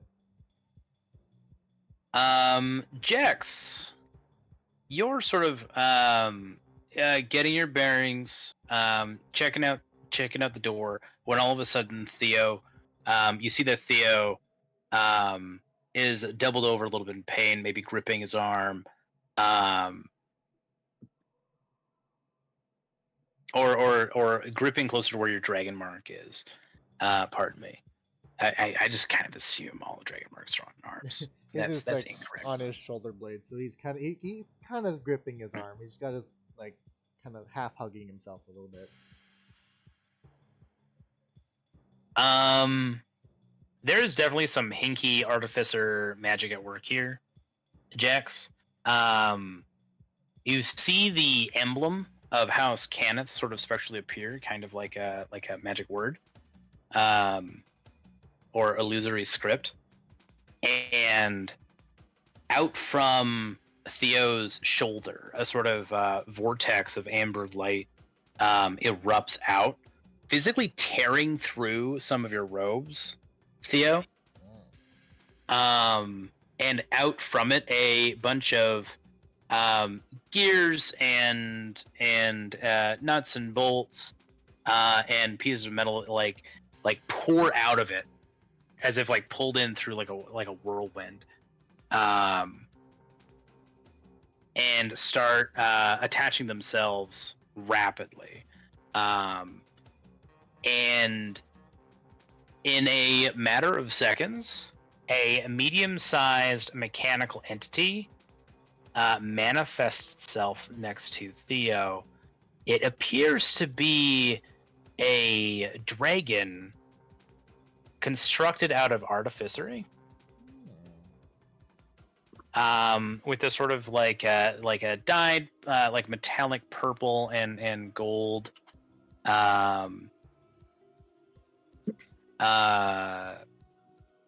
metallic and gold armor. It's obviously completely artificial, and with a metallic voice, it like cries out with this tiny teeth.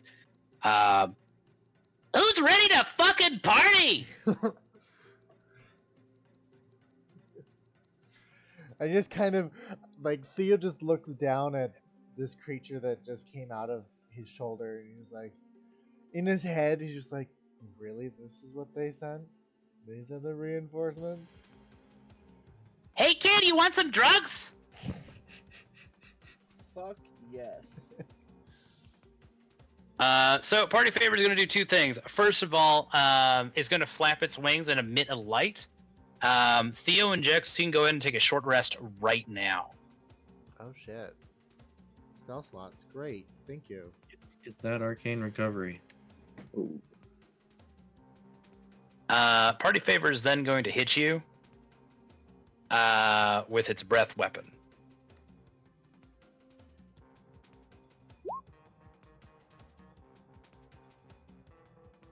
Both you and Jex take 2 second level spell slots. You just recover 2 second level spell slots, and you are high. Party Favor's breath weapon is a Kyber candy breath weapon. Party Favor then takes to the skies, and so the rest of you see this medium-sized mechanical dragon, which cries out again, "Hey kids, want to do some drugs?" Shabazz would raise his hand and say, I do. And that's going to be the end of Theodosius' turn.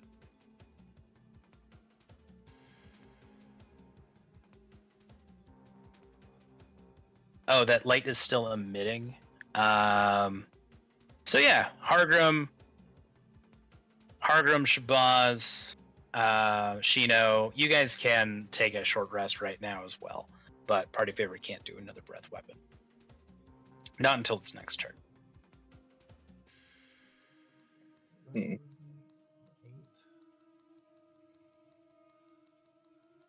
Does that include hit die then too? Yeah.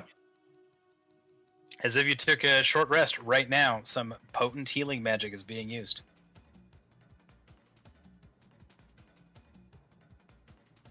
I suppose.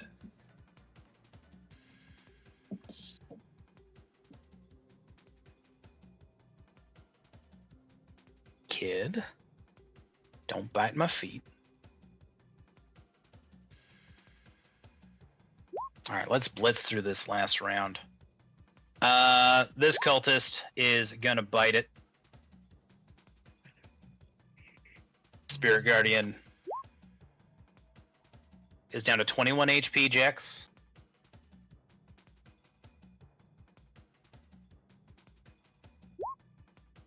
Yeah, Song of Rest, bust it out. They just start jamming right here.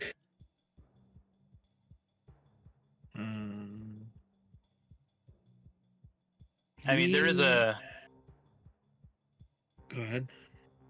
Oh, there's an argument to be made that maybe you shouldn't be able to use Song and Rest because this is instant, and the implication, the spirit of the ability is that you sort of sing and tell stories throughout the hour. But whatever. He's just singing I- Party in the USA. And... Yeah.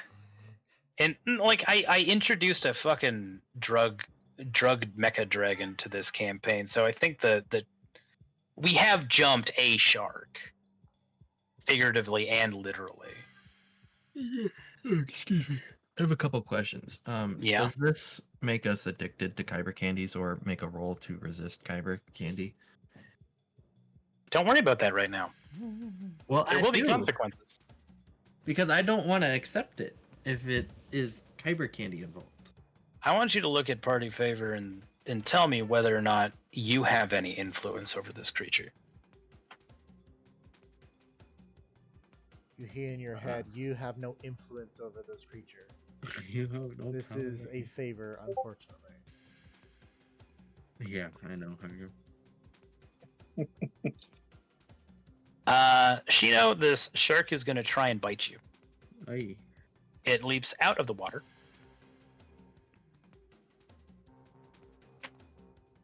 Son, I will get the spray bottle. I'm trying to finish this. So this is a forced upon short rest. Yes. Okay. So since we had a short rest, does that mean our temporary hit points we had are now gone? No.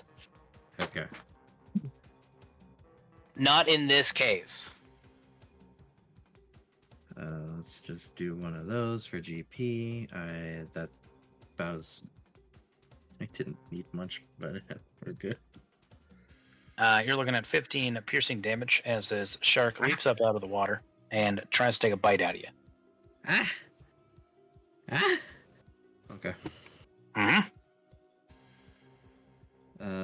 I need to do some of the mathing.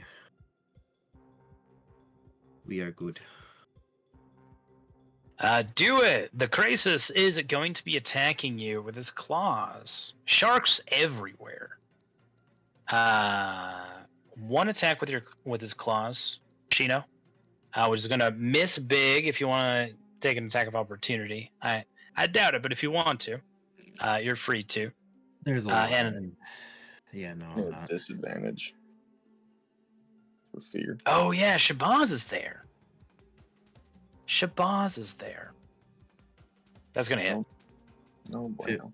15 still hits, yeah. 12 piercing damage. Let's see, another con save. And... They're just barely. Spirit Guardian going to kill this poisoner with 4 HP.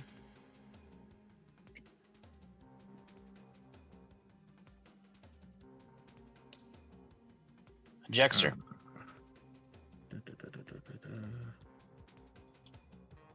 Half your wizard levels rounded up. Take one of those.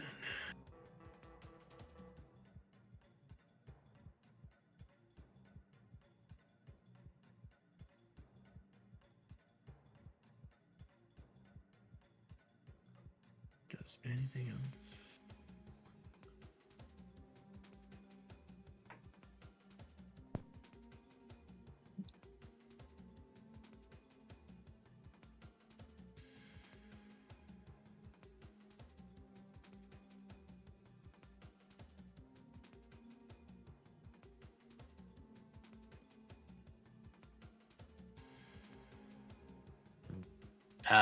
Theo, does your Does your elemental spirit have reactions? That's a great question. It doesn't I say do not. that I don't have reactions. Well, it's an NPC, so Let's take a look at the spell. Summon elemental. Let's see. Corporeal form. Determine certain traits. Creature shares your initiative count, but it takes turns immediately after yours. It obeys verbal commands. If you do not issue any, it takes the dodge action and uses its move to avoid danger. okay. So I'm going to interpret that as a not having reactions, as sort of a simple construct type of a creature. Works for me.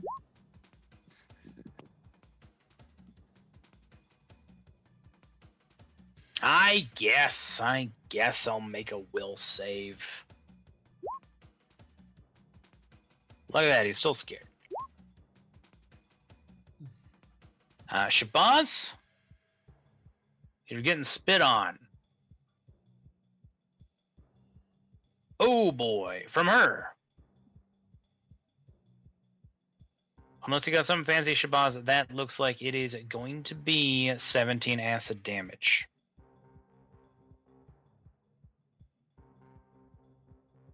Nope, I got nothing.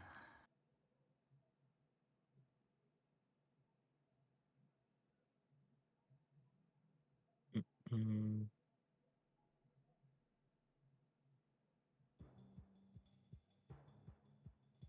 I think there's only one person I'm worried about currently, so yeah, I will do that.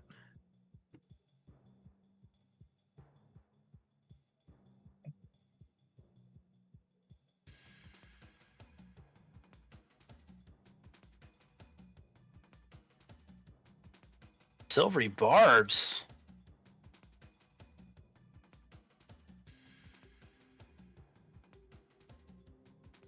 That is going to be a miss. Shabazz, take that health back. Woo, thank you. Pee pee poo poo. I think I'll just sit on the advantage myself. Okay.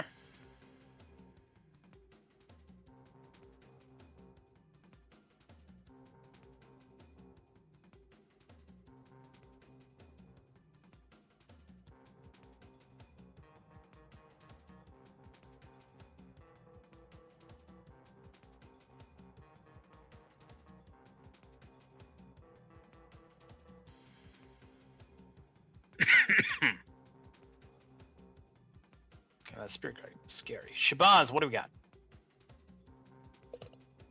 The water's at stair heights now. Or if Hargrim falls, he's not going to take any damage because he'll fall in the water.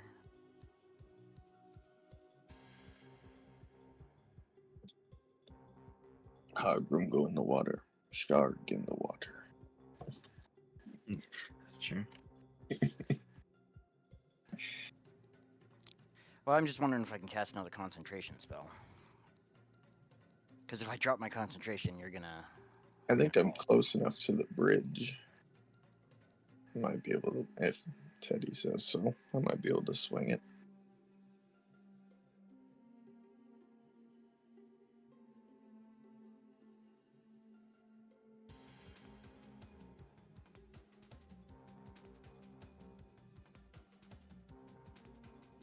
You there, Teddy? Pardon me, I was muted because I was yelling at my cat and I forgot to unmute. Yeah, you'd be dropping your concentration to cast another concentration spell. If it's from your Instrument of the Bard's list. Well, yeah, but what's that going to do to Hargrim? He's not going to take any damage. He's going to drop and he's not going to take any damage. He's going to land in the water. I'd ask for an acrobatics check to maybe land on the bridge. Either way, he'll be fine. And the water's high enough that he'll still just be able to use the swim movement to get to the side and then get back up, right? Yeah, it's about 2 rounds before the water is a level with the bridge. If it continues going at this pace. And I kind of feel like we're trying to get up to Jax and Theo now. Is that correct?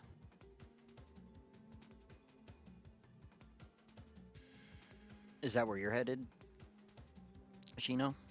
I'm heading for the door, yeah. Which is like this way, then that way, or not like that, but something like that. Yeah, you're gonna want to go down this hallway. Yeah.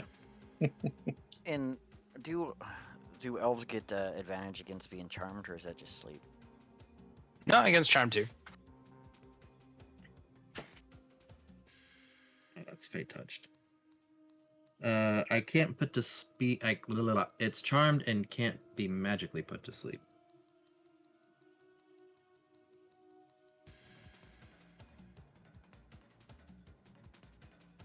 Okay, fuck it. I want out of here. So I'm gonna drop my concentration on the fly.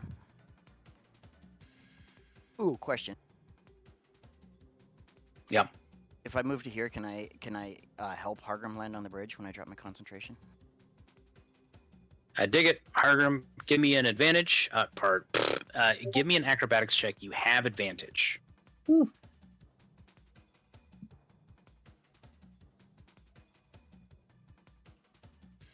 All right, cool.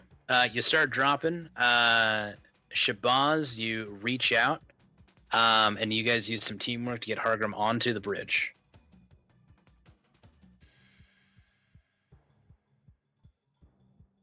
Sorry, Shino. I hope you pass. If not, we'll get you. I'm gonna go ahead and cast Hypnotic Pattern right here in the middle of everybody, and play my Instrument of the Bards while I do it, so I have advantage.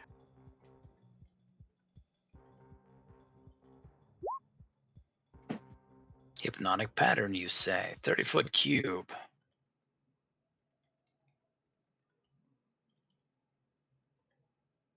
Centered on yourself? No. This way. Cen- Yep. Centered like that. Is it positioned in such a way that you're avoiding yourself and Hargrim? Presumably. That's correct. It's the shark, his rider, the feared one above Shino, the one in the hall that used to be feared, and Shino's gonna get caught in it too. That's fine. Don't worry. I Very good. Let's see it. Sorry, you were saying, Shino? I'm just saying I got the bardic and the inspiration, and I think I'll have advantage on this, won't I? It'll be Yep. nothing because it's disadvantage to everybody rolling because I'm playing my instrument. So I'm neutral? Correct. Okay. And it is a wisdom. Yeah, we're good. Nice.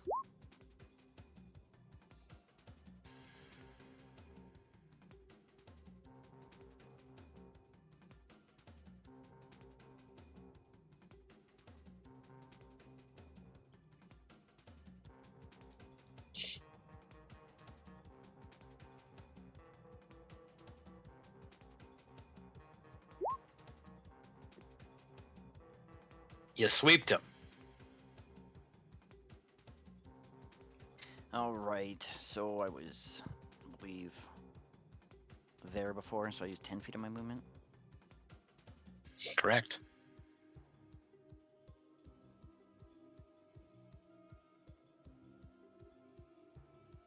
Can I jump down with? Yep. All right, that'd be my. Give me an acrobatics check. Quick acrobatics, DC of 10.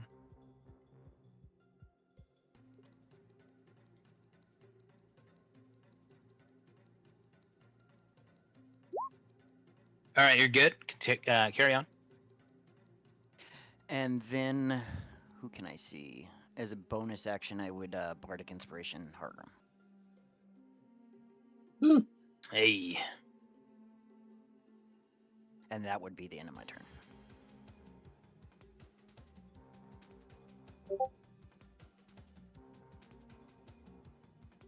Very nice wisdom saving throw from this chick.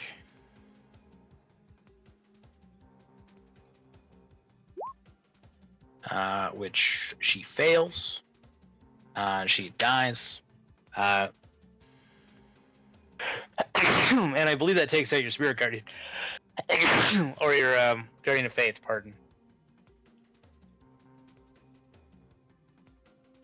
Pardon me.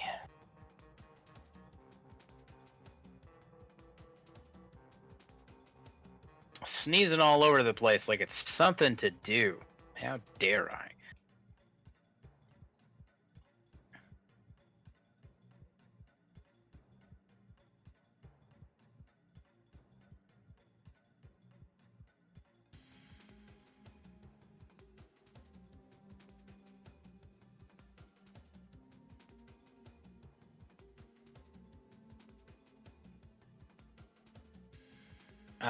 We have a Crassus who is gonna enter Spirit Guardians, Jex's Spirit Guardians. A fail, and subsequently die from the previous damage. Very good. Good turn. Same thing with this Fathomer.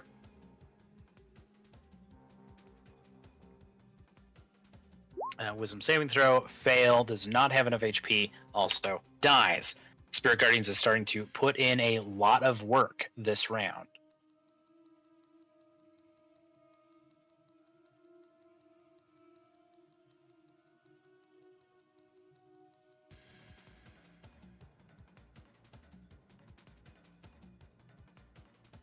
We have a Hybrid Brute who is going to give chase, having to dash to get there. And at round 20, God damn.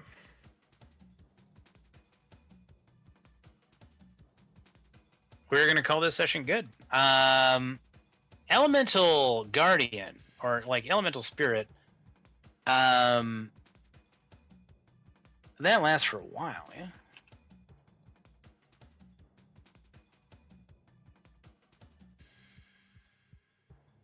It lasts for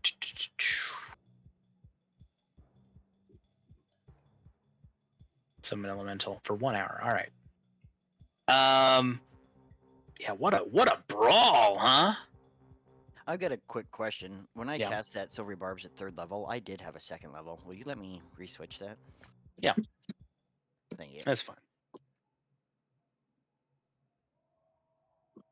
I don't like it. There's too many of them. Hey, Teddy. Hmm. Rules question for you. Yes. So I can cast Phantom Steed via my Dragon Mark. Yes. The casting time for the Phantom Steed is 1 minute. If I use Yes. my Dragon Mark, does that still, the casting time still 1 minute, or is it like the instantaneous one action? It is 1 minute.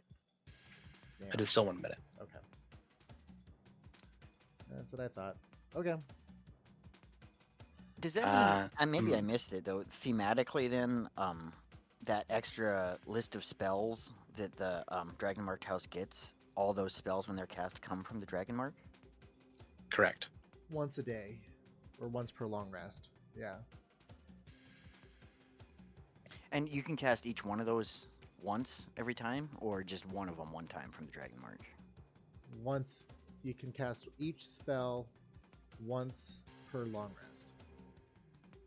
So if you get three spells at first level, you can cast each one of those 3 spells without spending a spell slot once a day. I gotcha. It's like your instrument.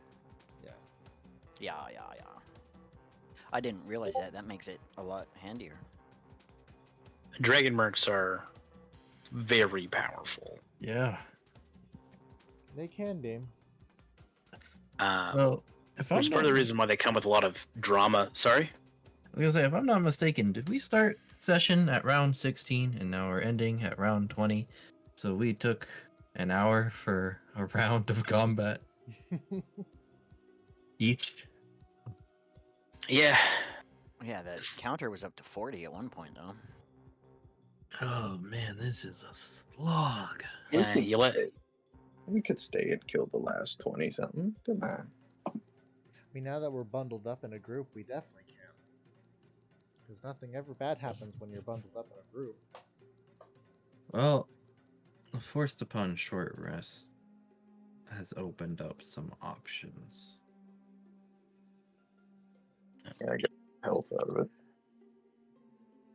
Yeah, I don't want to be that guy, but if you want to avoid situations like this again, if you spot a runner, take him out. Stop that guy. I think we tried. We just couldn't get to it. Well, we didn't have a choice because Hargrim was paralyzed, so I mentioned Doored him out of there, and then hell broke loose. Yeah, that hag fucked me over bad. What's the rage? So, Teddy, are you still in Roll20? I am. Is that a 20-foot cube? What I've drawn? Yes. Okay. 20 by 20. No, that's... Oh, yeah, okay, that is. I'm sorry, I was miscounting. Clearly 80. 20 by 20. 4 squares aside. Okay.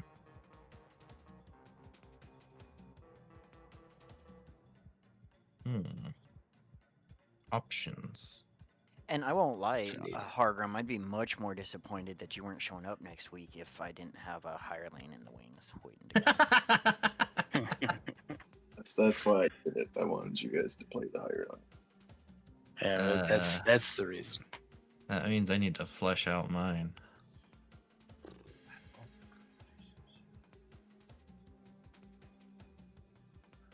Oh, darn. It'll be fine. It'll be fine. That's true polymorph. Not normal.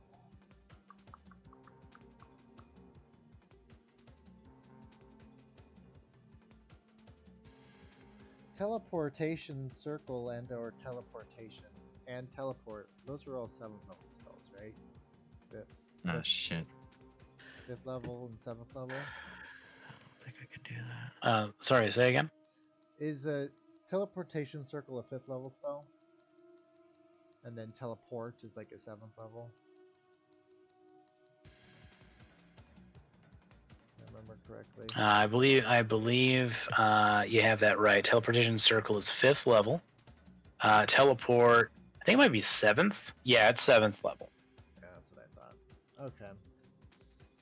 Well, we're kind of close to one of them. It's a big difference. The 5th level spell requires the round. 7th level is instantaneous. Yeah.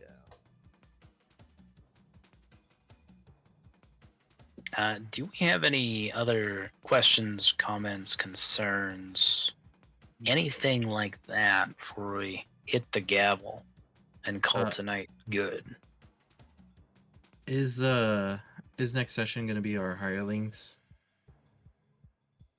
Yes, it is. I think everyone is excited for the hirelings. From the sounds of things, if there's a particular reason, though, not to, then is what. But as far as I'm concerned,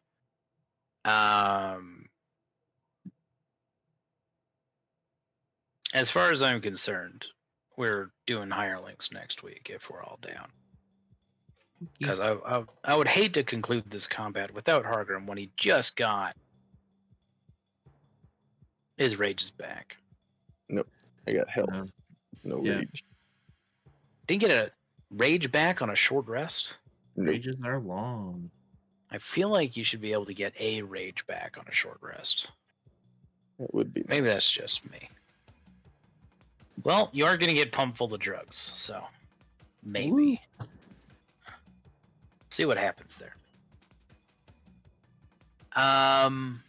Right. Well, thanks for coming to game, everybody. I hope I hope we've been having fun. This fight got definitely out of hand. Yeah. I mean, I'm enjoying it. I don't Yes. know about anyone else, but soon as Resource hard. management? What's that? Yeah. As soon as Hargum's just like, I'm out of rages, I'm sitting here going like, okay, that's not good. That scared me more than being out of spell slots. Yeah, really, yeah.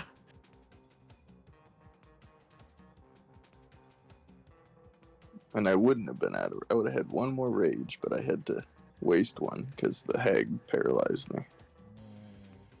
Oh, and you didn't do any damage or take any damage? Yeah, I mean, maybe if you had like pinched me or something when you teleported me. Just, yeah, I don't know. Flip a finger in your bum? Hey, that is psychic damage, I think. It would require a wisdom save. Is it wisdom or constitution? Or dexterity. Yeah. All three. Never would have the same. I would have failed all those checks too because I was paralyzed. So it's fine.